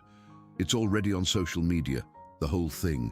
Multiple students posted their footage. Is that good or bad?" "Depends on the spin, but from what I'm seeing..." She scrolled through posts, reading comments. People are calling you the transfer student who fought 8 guys and won. Brett's getting destroyed in the comments. People pointing out the knife, the sucker punch with the rock, the fact that you tried to help him up. Your reputation just shifted dramatically. I don't want a reputation. Too late. You have one. The question is whether we can shape it into something that doesn't make your life harder. She kept scrolling. Okay, here's what we're going to do. We're going to wait 1 hour for things to calm down. Then we're going to the police station voluntarily with our documentation. We get ahead of whatever story Brett's telling. We present you as the victim who defended himself only after exhausting every other option. What if they arrest me? Then we deal with that. But Darius, you have self-defense written all over this. Multiple witnesses, video evidence, a clear pattern of escalation by the other party. Any competent lawyer would get charges dismissed immediately. They sat in the park for an hour, watching Sutton's phone as the story spread across social media. Videos from different angles showed the fight from multiple perspectives, all of them confirming Darius's version of events. Brett pulling the knife became the defining moment, the clear line that separated schoolyard conflict from something criminal. Finally, Sutton drove them to the police station. She'd called ahead, spoken to a desk sergeant, explained that a student involved in an incident at Roosevelt High School wanted to provide a statement. When they arrived, 2 officers met them, a middle-aged detective named Ramirez and a younger officer named Chen. They sat in an interview room that smelled like bad coffee and industrial cleaner. Ramirez set up a recording device, stated the date and time and participants for the record, then turned to Darius. Tell me what happened today. Darius told it chronologically. The 2 weeks of escalating harassment, Brett's ultimatum, the threat against Sutton, the parking lot confrontation. He was honest about his fighting background, his amateur MMA record, his decision to quit, his attempts to avoid conflict. He described each phase of the fight, emphasizing his defensive posture, his minimal use of force, his attempt to offer mercy before Brett attacked with the rock. Ramirez listened without interrupting, taking occasional notes. When Darius finished, he said, "We've already spoken to Brett Donovan. His story is different. Says you've been threatening him for weeks, that today he was defending himself against an assault, that you pulled the knife." Sutton leaned forward. "Detective, we have video evidence from multiple angles showing exactly what happened. Would you like to see it?" They spent the next 40 minutes reviewing footage. Marcus's camera had captured everything in high definition. Brett's aggressive approach, the 8-on-1 attack, the knife clearly in Brett's hand, the rock attack after Darius offered help. Other students' phone videos corroborated every detail. Ramirez's expression shifted as he watched, from skeptical to convinced, to something approaching sympathy. "This is about as clear a case of self-defense as I've seen. Multiple attackers, weapons involved. You restraining yourself even when you had opportunity for significant violence." He turned off the recording device. "Off the record? You showed remarkable control. Most people in your situation would have seriously injured someone." "I didn't want to hurt anyone."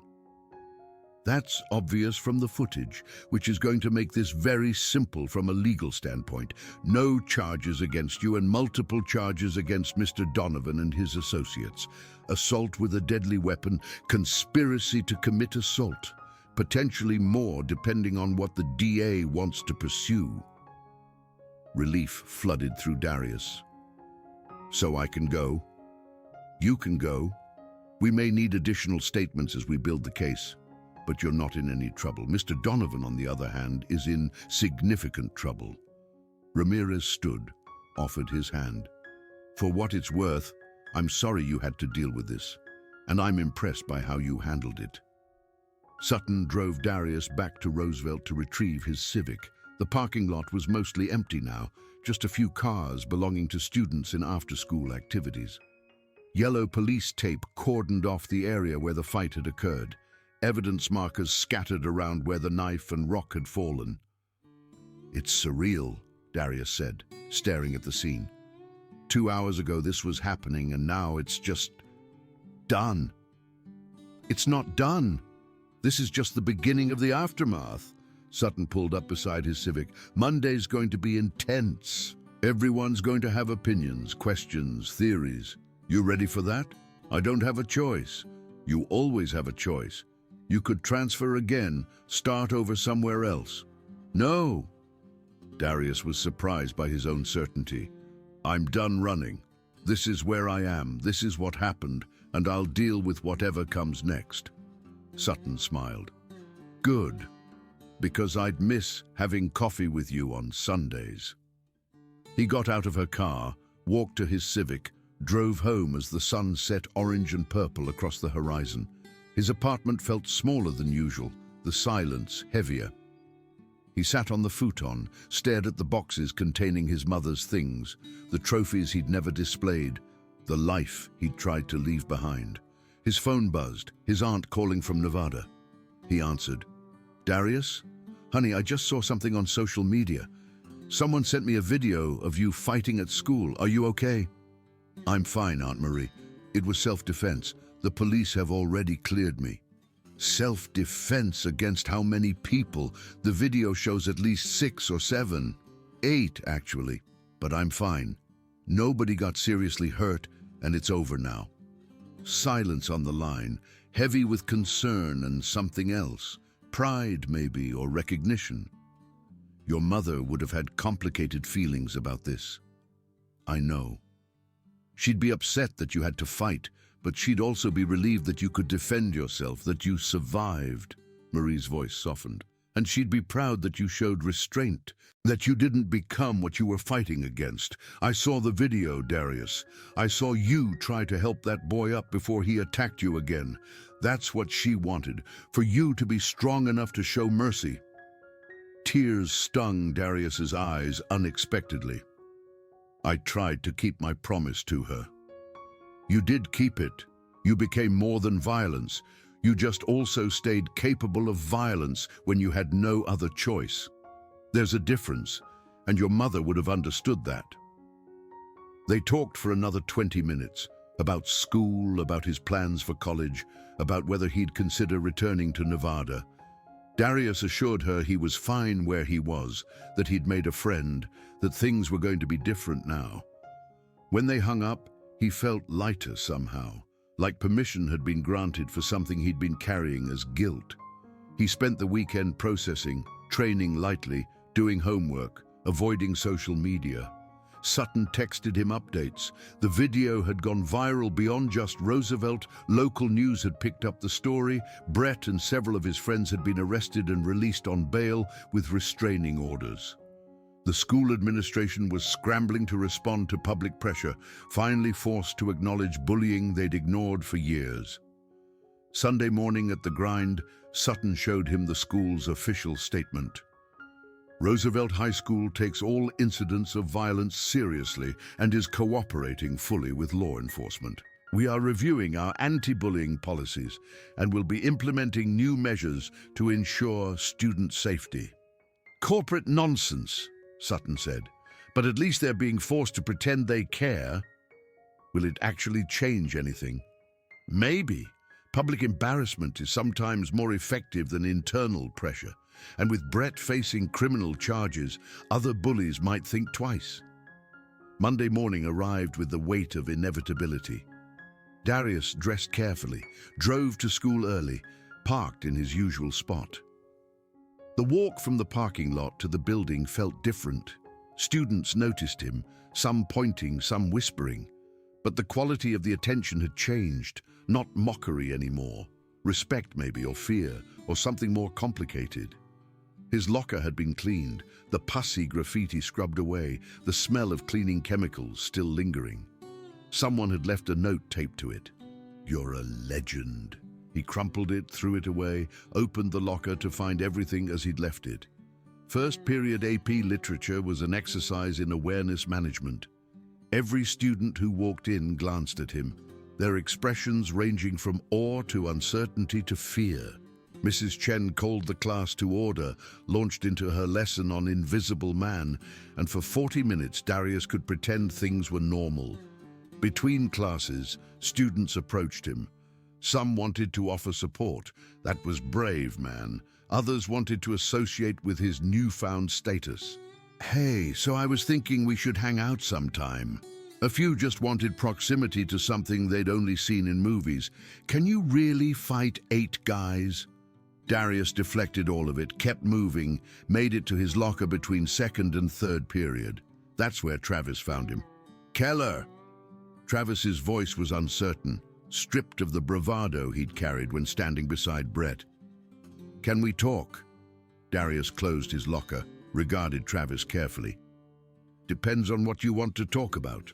I wanted to apologize for everything, for going along with Brett, for participating in the harassment, for attacking you Friday. The words came out rehearsed, but genuine. I was arrested, spent the weekend talking to lawyers and my parents and dealing with the reality of what we did. And I realized I don't even know why I did it. Brett said you needed to be put in your place, and I just went along with it. That doesn't make it better. I know, I'm not trying to excuse it. I'm just trying to explain it and to say I'm sorry. I know you don't have any reason to forgive me, but I wanted you to know I'm sorry. Darius studied Travis's face, saw genuine remorse there, saw someone confronting the reality of their actions. Did Brett put you up to this? Brett's expelled. He and his dad are dealing with criminal charges, civil suits from your lawyer. Wait, do you have a lawyer? Not yet. You should get one. Brett's dad's already talking about suing you for assault, claiming his son's injuries were excessive. It's bullshit, but apparently that's how they're playing it. Darius felt a headache forming. The fight was over, but the legal and social consequences were just beginning. Thanks for the warning. Yeah. And Keller? I know I don't have the right to ask, but why did you hold back? You could have hurt us really badly. Brett, especially. Why didn't you? It was the same question Sutton had asked, the same question Darius had been asking himself, because hurting you wouldn't have solved anything. It would have just made me what you were trying to make me, someone who uses violence to dominate others. Travis nodded slowly, processing this. That's more mature than I would have been, than I was. He turned to leave, then stopped. For what it's worth, I'm going to testify against Brett. Tell the truth about everything, the planning, the knife, all of it. My lawyer says it might help my case, but honestly, I'm doing it because it's the right thing to do. Good. After Travis left, Darius leaned against his locker, feeling the weight of it all. He'd defended himself, survived, emerged victorious in the most basic sense. But victory felt more complicated than he'd expected, layered with legal implications, social consequences, moral questions about restraint and violence, and when one justified the other. Lunch was the true test. Darius walked into the cafeteria expecting the usual anxiety, the usual isolation. Instead, he found the social landscape completely transformed. Students nodded to him, made space for him, treated him with respect he hadn't earned through kindness, but through demonstrated capability for violence. He bought his sandwich, started toward his usual isolated table, when a voice called out, "Darius, over here!" Sutton was sitting with Jenny and Marcus, waving him over to a table in the center of the cafeteria, the territory he'd avoided for weeks. He hesitated, then joined them, sitting down to find himself in the middle of actual conversation, actual social inclusion. "So," Jenny said without preamble, "the school paper's doing a feature on bullying culture and bystander responsibility. Want to be interviewed?" "I don't think that's a good idea." "Why not? You're literally the story. Transfer student endures weeks of harassment, defends himself against overwhelming odds, shows mercy to his attacker, then gets vindicated by video evidence. It's perfect. It's also complicated. I'm not a hero. I'm just someone who tried to avoid violence and eventually couldn't." That's exactly why your perspective matters, Sutton interjected. Most anti-bullying narratives are either tell an adult or fight back immediately. Your story is different. You tried everything else first, and only used force when you had no other option. That's the nuance that usually gets lost, Marcus added. Plus, your restraint is the most impressive part. I've watched that footage a dozen times for editing purposes. You had multiple opportunities to seriously injure people, and you chose not to. That's the real story. Darius considered it. He'd spent weeks trying to be invisible, and now they were asking him to be visible in a different way, not as a victim or a fighter, but as someone who'd navigated impossible circumstances. I'll think about it. The rest of lunch passed in surprisingly normal conversation. Classes, teachers, the upcoming basketball season, whether the cafeteria's pizza had gotten worse or they'd just gotten used to it. Darius found himself relaxing slightly, engaging, even laughing at Marcus's impression of their history teacher's monotone delivery. As they were leaving, a freshman approached hesitantly. "Excuse me? Are you Darius Keller?" "Yeah. I just wanted to say thank you. I've been dealing with some guys giving me a hard time, and after what you did, they've backed off. Like everyone's being more careful now. So, thank you." The kid disappeared before Darius could respond. Sutton nudged him with her elbow. "See, you changed things, whether you wanted to or not." The afternoon brought a summons to the principal's office. Darius had been expecting this. Administration needed to perform their due diligence, demonstrate concern, pretend they'd been paying attention all along. Principal Morrison was a thin man in his 50s, with the harried look of someone perpetually behind on paperwork. "Mr. Keller, sit down, please." Morrison shuffled papers on his desk. "I want to start by saying that Roosevelt High School does not tolerate violence of any kind. I defended myself against 8 people, one of whom had a knife. Yes, I'm aware of the circumstances, and I want to be clear, you're not in trouble. The police investigation and video evidence make it clear you acted in self-defense. However, we do need to discuss how we move forward from here." "What does that mean?" Morrison leaned back in his chair. "It means you've become a focal point for a lot of attention. Media attention, social media attention, attention from other students. Some of that attention is positive, some is complicated. We need to ensure that your presence here doesn't create additional disruptions." Darius felt anger rising. "You're blaming me for defending myself?" "Not at all. I'm simply noting that your situation is unusual, and we need to manage it carefully. For instance, we've had requests from 3 different news stations to interview you on campus. We've denied them all, but the interest isn't going away." "I'm not interested in interviews." "Good, that makes things simpler." Morrison pulled out a form. "I'm going to ask you to sign an agreement that you will maintain a low profile, avoid confrontations, and report any harassment immediately to administration. In return, we'll provide you with some additional support, counseling access, modified schedule if needed. Assurance that we're taking your safety seriously." "Where was this support 3 weeks ago?" Morrison had the grace to look uncomfortable. "You're right. We should have intervened earlier. I've reviewed the reports of harassment you filed, and I acknowledge our response was inadequate. That's part of what we're addressing with our policy review." Darius signed the agreement, not because he believed it would change anything, but because refusing would create complications he didn't need. He left the principal's office feeling hollowed out, wondering if anything actually changed when systems were forced to acknowledge their failures, or if they just found new ways to perpetuate the same dynamics. Tuesday brought the first significant consequence. Kyle approached him in the hallway, flanked by 2 other students. For a moment, Darius tensed, calculating angles and exits. Then Kyle held up both hands in a gesture of peace. "Not here to fight, just wanted to talk." So talk.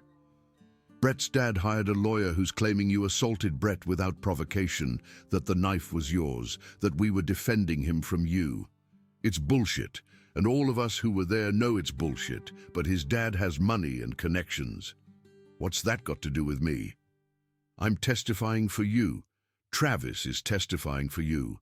At least 4 other guys are willing to say what really happened. Brett's dad can spin whatever story he wants, but there are too many of us telling the truth. Kyle shifted uncomfortably. I also wanted to apologize, like Travis did. I went along with everything because it was easier than standing up to Brett, and I'm sorry. Why are you really doing this? Testifying, I mean. It's not going to help your case. Because I watched you try to help Brett up after you'd already won.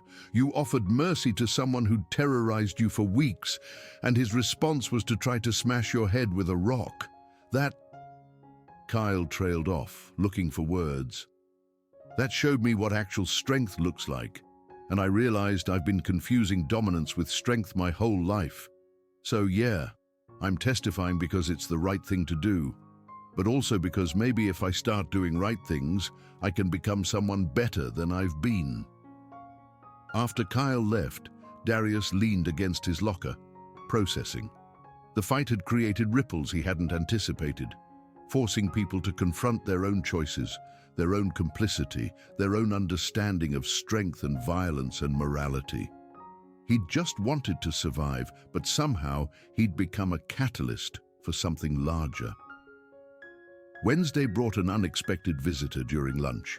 Darius was sitting with Sutton, Marcus, and Jenny when a girl he didn't recognize approached their table. She was maybe a sophomore, small and nervous-looking, twisting her hands together. "I'm sorry to interrupt. Are you Darius?" "Yeah." "I'm Amanda. I was being harassed by some seniors. Not physically, but constant comments, social media stuff, following me around. After what happened Friday, I reported it to administration with my parents, and they actually did something about it. Suspended the guys involved, started an investigation." Her eyes were wet with tears. She was fighting back.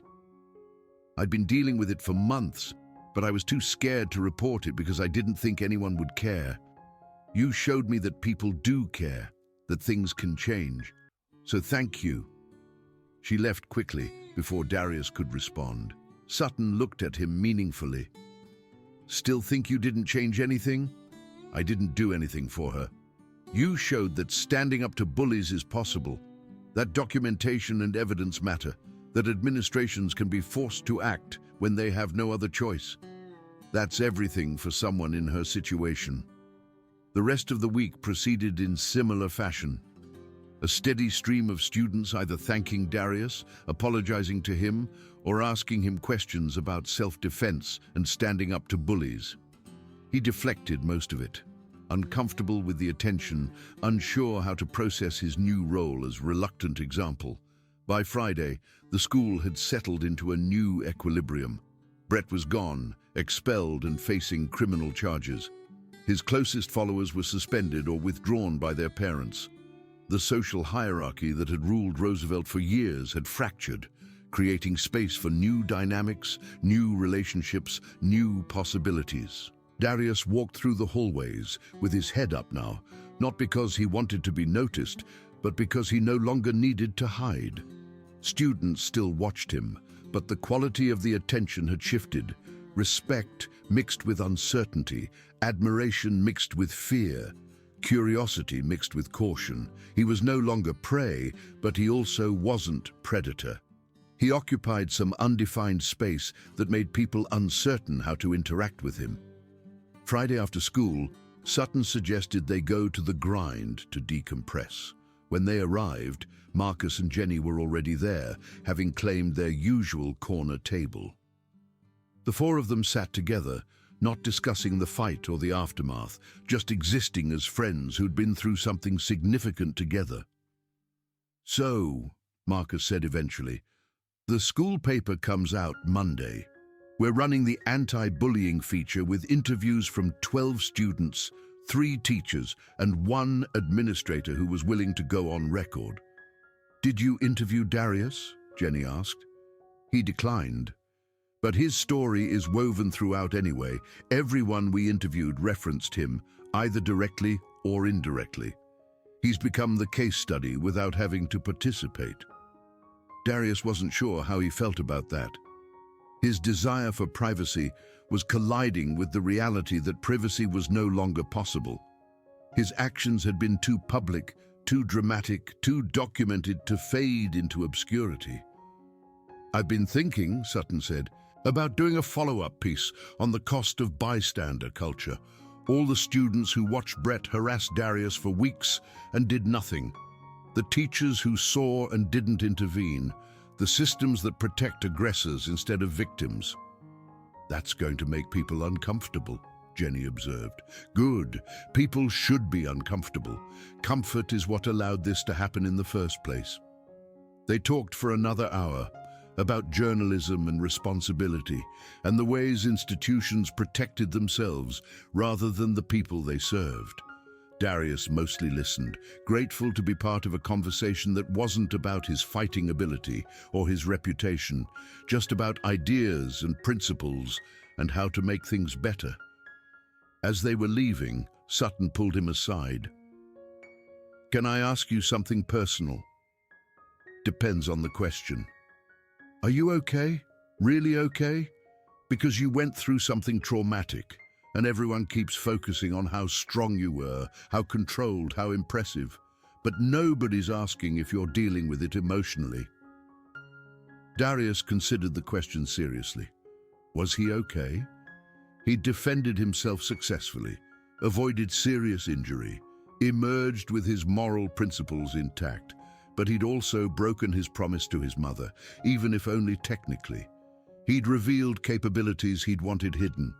He'd become known for violence when he'd been trying to leave violence behind. "I don't know," he admitted. "I'm glad I survived. I'm glad I didn't seriously hurt anyone. But I'm also dealing with the fact that I couldn't find another way, that despite everything I tried, it came down to fighting." "You tried everything else first. You know that, right? You documented, you reported, you endured, you attempted every non-violent option available. The fight was forced on you." "I know. Intellectually, I know. But emotionally..." He trailed off, searching for words. "I promised my mother I'd be more than violence, and maybe I am. But I'm also discovering that being more than violence doesn't mean being free from violence. It just means choosing violence as the last resort instead of the first one." Sutton took his hand, squeezed it gently. "Your mother would be proud of you. I didn't know her, but based on everything you've told me, she wanted you to survive and thrive and become someone good. You're all of those things." "How do you know?" "Because someone who was only violent wouldn't have tried to help Brett up, wouldn't have shown restraint against 8 opponents, wouldn't be agonizing over whether they'd kept their promise. Bad people don't torture themselves with moral questions." She left him with that thought. Darius drove home in the gathering darkness, replaying the week, trying to integrate everything that had happened into some coherent understanding of who he was and who he was becoming. The weekend brought unexpected developments. Saturday morning, a lawyer called, someone named Patricia Reeves, who specialized in civil rights and educational law. She'd seen the video, read the news coverage, and wanted to represent Darius pro bono in any legal actions arising from the incident. "Brett's father is threatening to sue you," she explained. "He's claiming excessive force, emotional distress, defamation of character. It's a SLAPP suit, strategic lawsuit against public participation, designed to intimidate you into silence and drain your resources. I'd like to help you countersue for the harassment, assault, and the school's negligence in protecting you. I don't want to sue anyone. I just want this to be over." "I understand. But Brett's father isn't going to let it be over. He's going to use the legal system to continue harassing you unless we push back.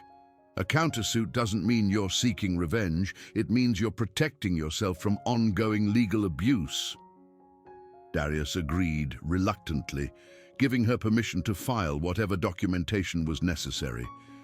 Another layer of complexity, another way the fight extended beyond the parking lot into systems and institutions and legal procedures he barely understood. Sunday morning at the grind, Sutton brought news. Brett's father withdrew the lawsuit.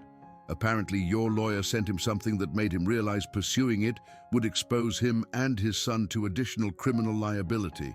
That was fast. Patricia Reeves has a reputation, and the evidence is so overwhelmingly in your favor that no competent lawyer would advise Brett's father to proceed. Sutton sipped her coffee. So legally, you're clear. Socially, things are still evolving, but the immediate crisis is over. Does it feel over to you? No, it feels like the beginning of something else, like we opened a door we can't close now. She was right. The following Monday, week 11 since Darius had arrived at Roosevelt, brought a new reality. Students who'd been silent victims of bullying were reporting incidents with newfound confidence. Teachers who'd previously looked away were intervening more actively. Administration, facing public scrutiny and legal liability, had implemented new policies with actual enforcement mechanisms. Darius walked through this changed landscape, feeling simultaneously responsible for it and disconnected from it. He'd just wanted to survive, but his survival had become a catalyst for institutional transformation.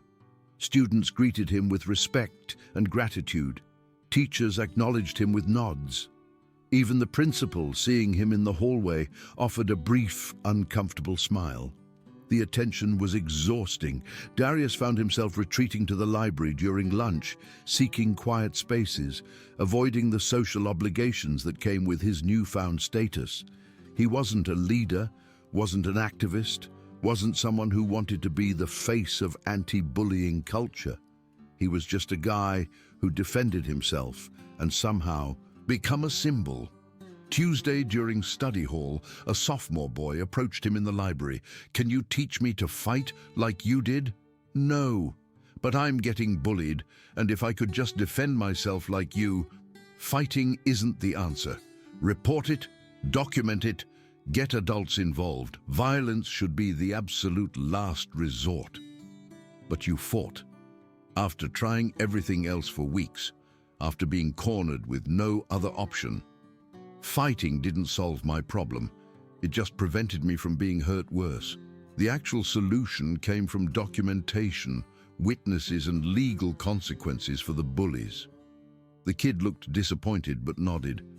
After he left, Darius realized he'd just articulated something he'd been struggling to understand himself. The fight had been survival, not solution. The real change had come from systems being forced to acknowledge and address the problem. Wednesday brought an assembly. The entire student body crammed into the auditorium to hear Principal Morrison and a guest speaker, a psychologist specializing in adolescent behavior and bullying prevention, discuss the new policies and culture expectations. Darius sat in the back trying to be invisible, but multiple students turned to look at him when the speaker mentioned recent events that brought these issues to light. The speaker was good, engaging, honest about system failures, clear about the difference between acceptable conflict and harassment. She talked about bystander responsibility, the courage required to intervene, the ways silence enabled cruelty. She didn't mention Darius by name, but everyone knew the subtext. After the assembly, students filed out in unusual quiet, processing what they'd heard. Darius made his way toward his locker, feeling the weight of collective attention when someone grabbed his arm. He turned, defensive reflexes activating, to find an unfamiliar girl, maybe a junior, with dark hair and nervous eyes. "I'm sorry to grab you. I'm Cassidy. I just wanted to say that what you did, showing restraint like that, it helped me understand something about my own situation." She spoke quickly, words tumbling over each other. "I've been in a relationship where my boyfriend gets physical sometimes, and I kept making excuses because he always apologizes after. But watching you, Watching you have every reason to be violent and choosing not to be, it made me realize that violence is a choice. And if he's choosing it, that's on him, not on me. Are you safe? Darius asked immediately. I broke up with him yesterday. My parents know now. We got school security involved. There's a restraining order. I'm safe. But I wanted to thank you because your example gave me courage to do what I should have done months ago. She disappeared into the crowd before he could respond. Darius stood frozen, processing this new dimension of impact. He'd influenced not just school dynamics, but individual choices, personal relationships, understandings of what strength and violence meant. The responsibility felt massive, terrifying, completely unintended. Sutton found him at his locker. You okay? You look shell-shocked. A girl just thanked me for helping her leave an abusive relationship. That's good, isn't it? It's terrifying. I didn't do anything for her specifically. I just defended myself. But somehow that created this ripple effect I never intended. And now people are making life-changing decisions based on watching a parking lot fight. That's not what they're basing decisions on.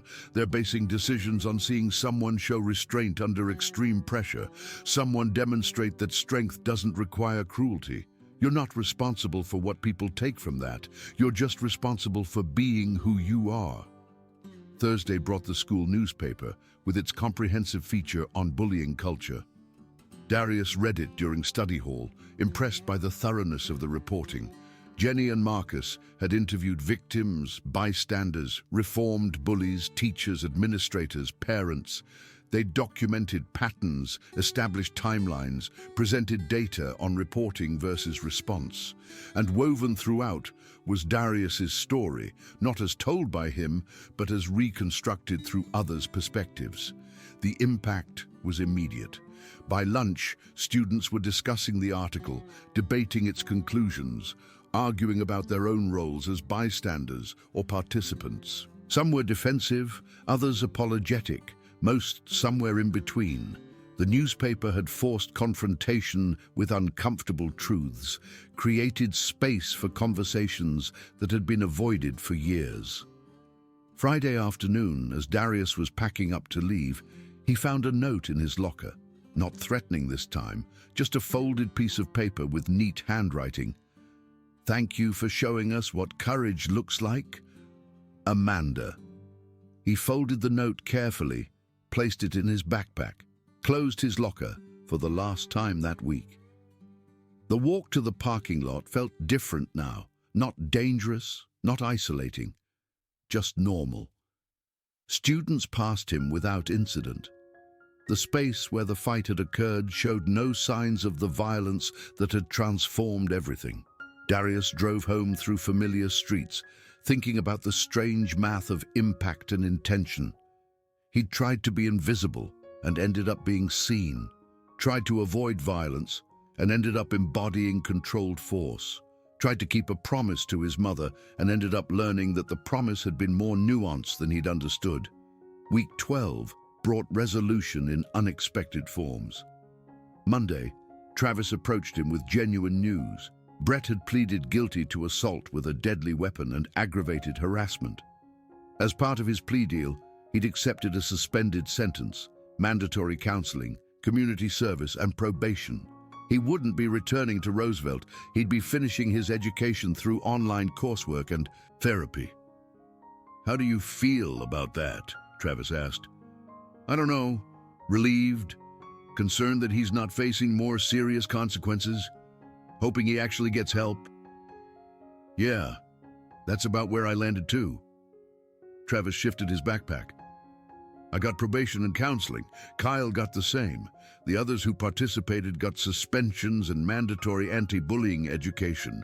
The school's implementing new policies based on what happened. Does any of it actually help? The counseling does, actually.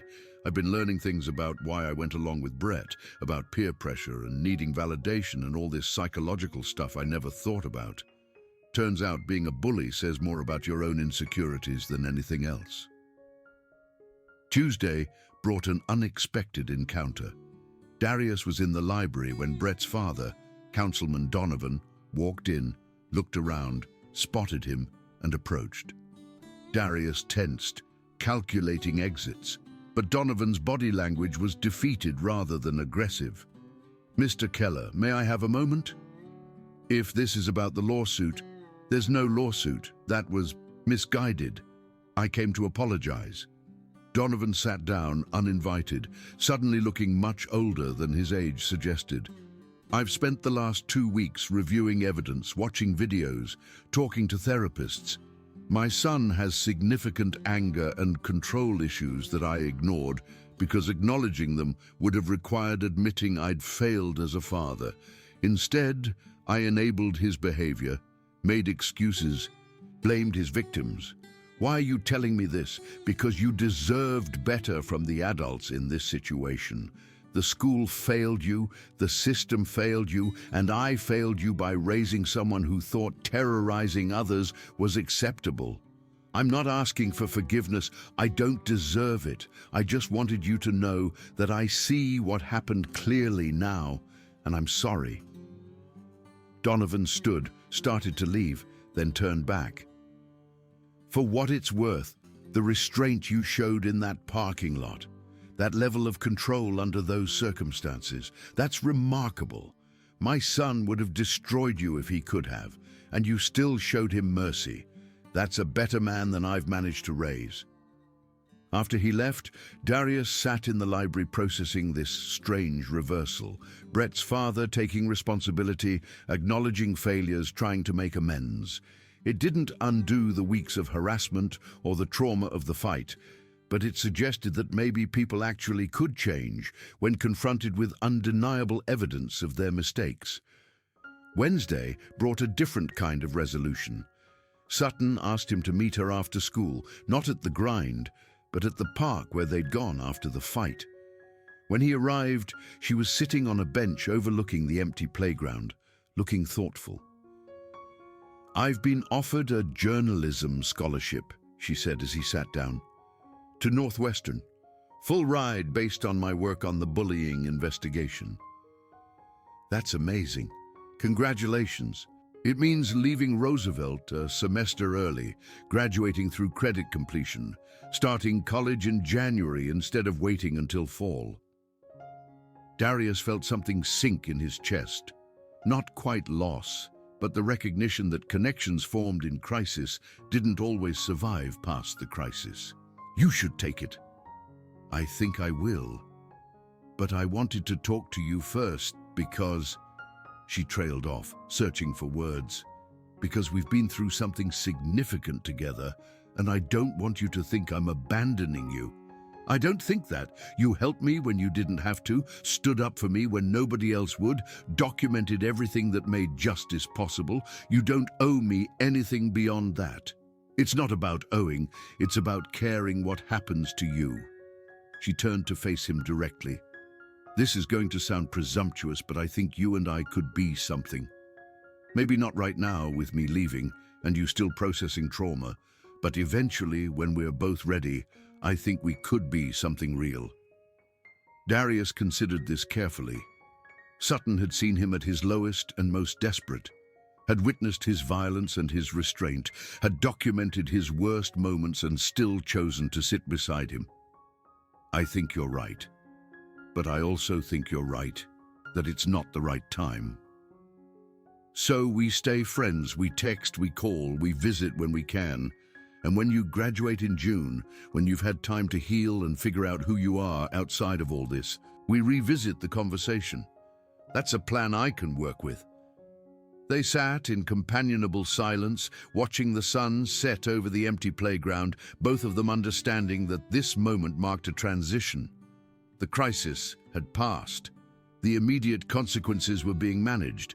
What remained was the slower work of healing, growing, becoming people who could build something beyond trauma.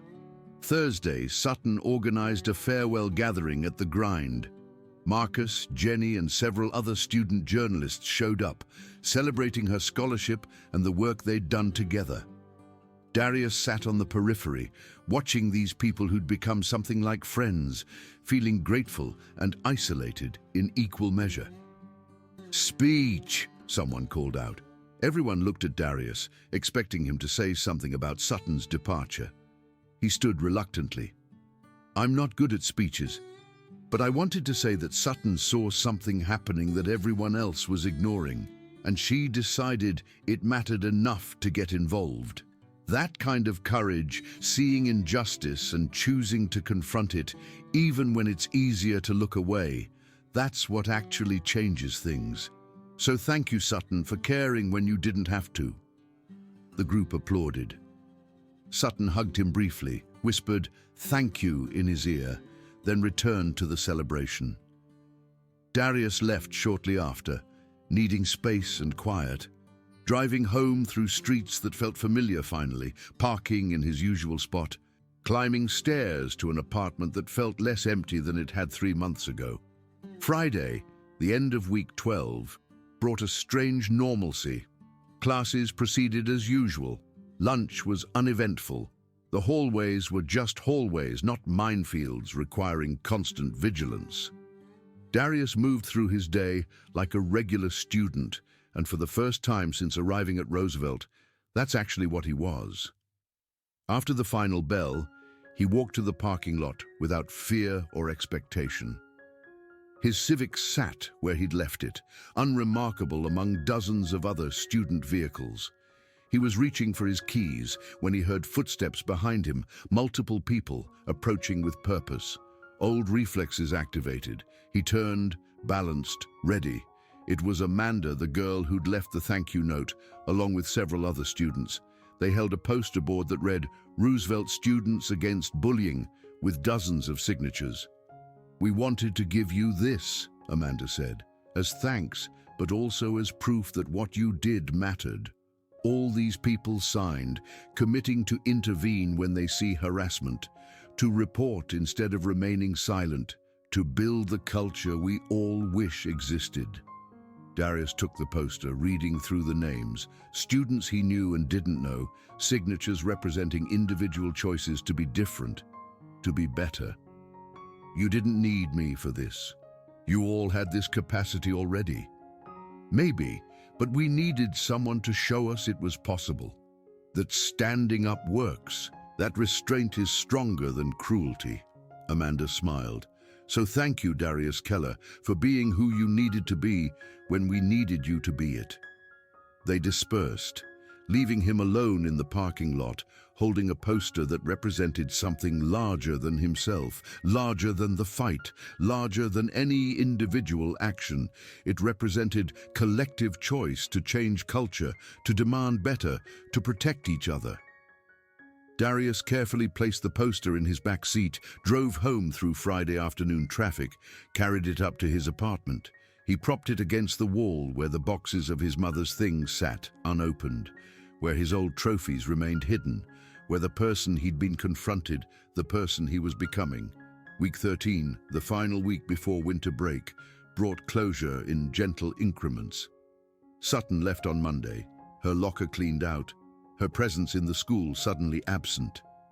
Darius felt the loss, but also the rightness of it. She was moving toward her future, toward opportunities earned through courage and excellent work. Tuesday, he received a letter from Brett. It had been screened by school administration, cleared as non-threatening, forwarded to him with a note suggesting he wasn't obligated to read it. Darius opened it during study hall. "Keller, I don't know how to write this without sounding like I'm making excuses, so I'll just say it straight. What I did to you was wrong. I knew it was wrong while I was doing it, but I couldn't stop, because stopping would have meant admitting weakness, and my entire identity was built on never being weak. You showed me what actual strength looks like. Defending yourself without becoming cruel, winning without needing to dominate, showing mercy when you could have destroyed me. I'm in therapy now, working on the insecurity and need for control that made me into what I was. I don't expect forgiveness. I just wanted you to know I understand what I did, and I'm trying to become someone different. Brett." Darius read it twice, analyzing the language for manipulation or insincerity, finding mostly genuine recognition of wrongdoing. He folded it carefully, placed it in his backpack, didn't respond. Forgiveness felt premature, but acknowledgement of Brett's attempt to change felt appropriate. Wednesday brought the announcement of Roosevelt's new anti-bullying initiatives. Anonymous reporting system, mandatory bystander intervention training for all students, consequences structure that actually had teeth, designated safe spaces for vulnerable students. Principal Morrison presented them in another assembly, this time acknowledging explicitly that recent events revealed significant failures in our systems and culture. Students received the announcement with mixed reactions, some cynical, some hopeful, most just relieved that maybe things would be different going forward. Darius listened from his usual back row seat, understanding that these policies wouldn't prevent all harassment, but might make it harder to ignore. Thursday was uneventful, almost aggressively normal. Classes, homework, lunch in the cafeteria without incident, conversations with students who'd become something like friends. Darius moved through his day, feeling almost regular, almost like the new transfer student facade he'd tried to maintain at the beginning had finally become real. Friday afternoon brought the final, unexpected gift. Darius was at his locker when Mrs. Chen, his AP literature teacher, approached. "Mr. Keller, may I speak with you?" "Of course." "I wanted to apologize. I saw signs of what was happening, the harassment, the isolation, the systematic targeting, and I told myself it wasn't my place to intervene beyond my classroom. That was cowardice disguised as professional boundaries, and I'm sorry. You didn't know the extent of it. I knew enough, and I chose comfort over confrontation." She handed him an envelope. "This is a letter of recommendation for your college applications. I wanted to write something that captured not just your academic ability, which is considerable, but your character, your restraint, your courage, your commitment to principle even when it cost you. I hope it helps." After she left, Darius opened the envelope, read the letter. Mrs. Chen had written eloquently about a student who demonstrated extraordinary moral courage in circumstances that would have broken lesser individuals, who showed the kind of principled restraint that suggests deep integrity and maturity beyond his years. It was praise that made him uncomfortable, but also grateful, recognition that someone had been paying attention even when they hadn't intervened. The winter break began with Darius's apartment decorated for the first time since he'd moved in. Nothing elaborate, just a small artificial tree from a discount store, some lights he'd found on sale, a sense that maybe this place could be more than just shelter. He spent Christmas alone, but texted with Sutton, his aunt, Marcus, Jenny. Small connections that made solitude feel like choice rather than isolation. He used the break to train properly for the first time in months, not to prepare for fighting, he hoped he'd never need to fight again, but to reclaim something that had been core to his identity. He found a small MMA gym across town, explained his situation to the owner, got permission to train during off hours when nobody else would be there. He worked basics, combinations, conditioning, felt his body remember patterns it had never truly forgotten. But he also spent time on the other promise, being more than violence. He volunteered at a youth center, helping kids with homework, listening to their problems, offering the perspective of someone who'd survived worse than they were facing. He read books, watched documentaries, expanded his understanding of conflict resolution and restorative justice. When school resumed in January, Darius returned to Roosevelt as someone fundamentally different from the person who'd first walked through those doors in August.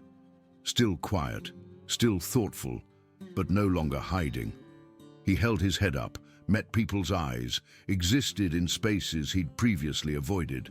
The semester proceeded with remarkable normalcy. Brett never returned. His closest followers had transferred or graduated early or simply faded into different social circles. The power structure that had enabled so much cruelty had fractured, creating space for something healthier to grow.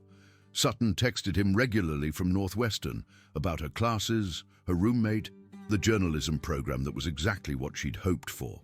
They video called every Sunday, conversations that ranged from light to serious, maintaining connection across distance. The possibility of something more remained unspoken but present, a future they might build when the time was right. February brought an unexpected development. The district superintendent visited Roosevelt, met privately with Darius, thanked him for his patience with institutional processes, and offered him a role as student consultant on the new district-wide anti-bullying initiative. "Your perspective is invaluable," the superintendent explained. "You navigated our systems, found them lacking, but still worked within them eventually. That combination of patience and courage is exactly what we need to make these changes effective." Darius accepted the role, attending monthly meetings where he provided input on policy development, reviewed proposed interventions, shared his experience with administrators who were genuinely trying to do better. It was exhausting and meaningful in equal measure, the slow work of institutional change, using his trauma to prevent others from experiencing similar pain. March brought news that Brett had successfully completed his counseling program, that his probation was being reviewed early based on demonstrated progress. Darius felt complicated emotions about this: relief that Brett was changing, concern that change had come only through being caught, uncertainty about whether proximity to someone who'd caused so much harm was ever truly safe. But he also recognized that his response to Brett, showing restraint, demonstrating that violence wasn't the only option, refusing to become what he was fighting against, had created space for Brett's transformation. Revenge would have hardened Brett, made him defensive, locked him into patterns he might never escape. Mercy had offered possibility. April brought college acceptance letters. Darius had applied to schools with strong programs in conflict resolution, psychology, education, fields where his experience might translate into meaningful work.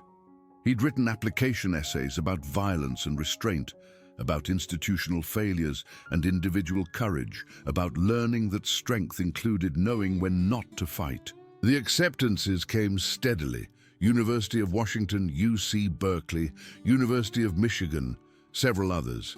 Each one offered scholarship support based on academic merit and demonstrated leadership. He stared at the letters, hardly believing that the person who'd arrived at Roosevelt, broken and hiding, was now being recruited by competitive programs.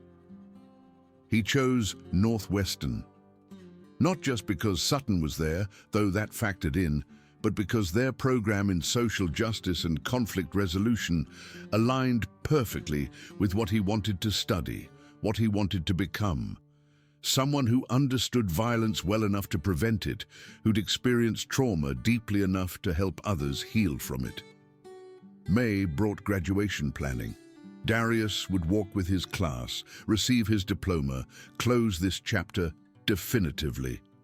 Students who'd witnessed his fight, who'd signed the anti-bullying poster, who'd been affected by his example, approached him regularly now, not as someone to fear or worship, just as someone who'd done something difficult and shown them it was possible. The week before graduation, Darius received a final letter, this time from his mother. Not actually from her, she'd been dead for nearly 2 years, but from his aunt, who'd found it among her sister's things and knew now was the right time to send it. "My dearest Darius, if you're reading this, I'm gone, and you're trying to figure out how to keep the promise I asked you to make. I need you to understand something. When I asked you to leave violence behind, I wasn't asking you to become helpless. I was asking you to become wise, to understand that violence solves some problems while creating others, that strength without restraint is just cruelty, that knowing how to fight matters less than knowing when to fight. I know you, my son. I know you have your father's courage and your mother's heart. I know you'll face situations where fighting is necessary, where survival demands it. When those moments come, I need you to remember, defending yourself isn't breaking your promise to me. Becoming someone who chooses violence as the first option would be strong enough to show mercy, be brave enough to walk away when you can, be wise enough to know when you can't. That's what I'm asking. Not that you become weak, but that you become more than the cage, more than the competition, more than the blood and fists. Become someone who makes the world gentler, even when you have to use hard methods to do it. I love you, I'm proud of you, and whatever happens after I'm gone, know that you carry my blessing to protect yourself, to survive, and to show others what strength with wisdom looks like. Mom. Darius read the letter 3 times, tears streaming down his face, finally understanding what his mother had actually asked of him. Not the impossibility of absolute non-violence, but the harder task of being strong enough to choose violence only when necessary, merciful enough to stop when survival was secured. He'd kept his promise. Maybe not the way he'd originally interpreted it, but in the way she'd actually meant it. He'd become more than violence by showing that violence could be controlled, minimized, ended with compassion. He'd defended himself without becoming his attackers. He'd survived without sacrificing his humanity. Graduation day arrived with perfect June weather, clear sky, warm sun, the sense of endings and beginnings converging. Darius wore his cap and gown, sat among classmates who'd witnessed his journey from invisible to impossible to ignore, listened to speeches about potential and future and becoming who you're meant to be. When his name was called, he walked across the stage to polite applause that grew into something more. Students standing, cheering, recognizing not just his survival, but what his survival had meant for them. He accepted his diploma from Principal Morrison, who shook his hand with genuine warmth, who leaned in to whisper, "Thank you for not giving up on us." Darius returned to his seat, diploma in hand, feeling the weight of the year, the harassment, the fight, the aftermath, the transformation of self and systems. He'd come to Roosevelt trying to be invisible and left as someone who'd shown hundreds of students what courage actually looked like. After the ceremony, in the parking lot where everything had changed, Darius stood beside his Civic, saying goodbyes. Marcus and Jenny hugged him, promised to stay in touch, headed toward their own futures. Other students approached, some he knew well, others he'd barely spoken to, offering thanks, sharing how his example had affected them, wishing him well. Amanda, the girl who'd organized the anti-bullying poster, approached last. "I'm going to school for social work," she said, "because of you. Because you showed me that one person standing up can create ripples that change everything. I want to be that person for others." "You already are," Darius told her. "You organized students, created accountability, built community. That was all you." "It was all of us. That's the point, isn't it? One person stands up, and suddenly others find the courage to stand with them." She left, and Darius was finally alone in the parking lot. He looked at the space where the fight had happened, where 8 people had attacked him, where he'd defended himself without losing himself, where he'd offered mercy to someone who'd tried to destroy him. The asphalt showed no signs of that day, just empty parking space, unremarkable and forgettable. But Darius would never forget, would carry that day with him as evidence that survival was possible, that restraint was achievable, that becoming more than violence didn't mean becoming less than capable. He'd learned that strength included knowing when to fight and when to show mercy, that silence enabled cruelty, but violence perpetuated cycles, that standing up for yourself didn't require becoming an aggressor. His phone buzzed, Sutton calling. He answered. "Hey, graduate, how does it feel?" "Surreal, heavy, good. I'm proud of you, for everything. For surviving, for changing things, for keeping the most important parts of who you are intact through all of it. I couldn't have done it without you." "Yes, you could have, but I'm glad you didn't have to." A pause. "So, Northwestern in September. You ready for that?" "I think so. New place, new start, Chance to be someone who isn't defined by a parking lot fight. You were never defined by the fight. You were defined by everything that came after. How you handled it, how you showed mercy, how you turned trauma into transformation. Another pause. And when you get here, when you're settled and ready, maybe we can have that conversation we postponed. Maybe we can. They talked for another 20 minutes about summer plans and fall schedules and the possibility of building something real when the time was right. When they hung up, Darius sat in his Civic, watching the parking lot empty, watching his classmates drive away toward their futures, feeling the strange mix of grief and relief that marked the end of significant chapters. He thought of his mother, dying in that hospital bed, asking him to promise. He thought of his father, killed by random violence, never able to defend himself. He thought of Brett, broken and humiliated until mercy created space for change. He thought of Sutton, seeing injustice and choosing to confront it. He thought of Amanda and Travis and Kyle and all the others whose lives had been affected by ripples they'd all created together. Most of all, he thought of the version of himself who'd arrived at Roosevelt 5 months ago, scared, hiding, determined to be invisible.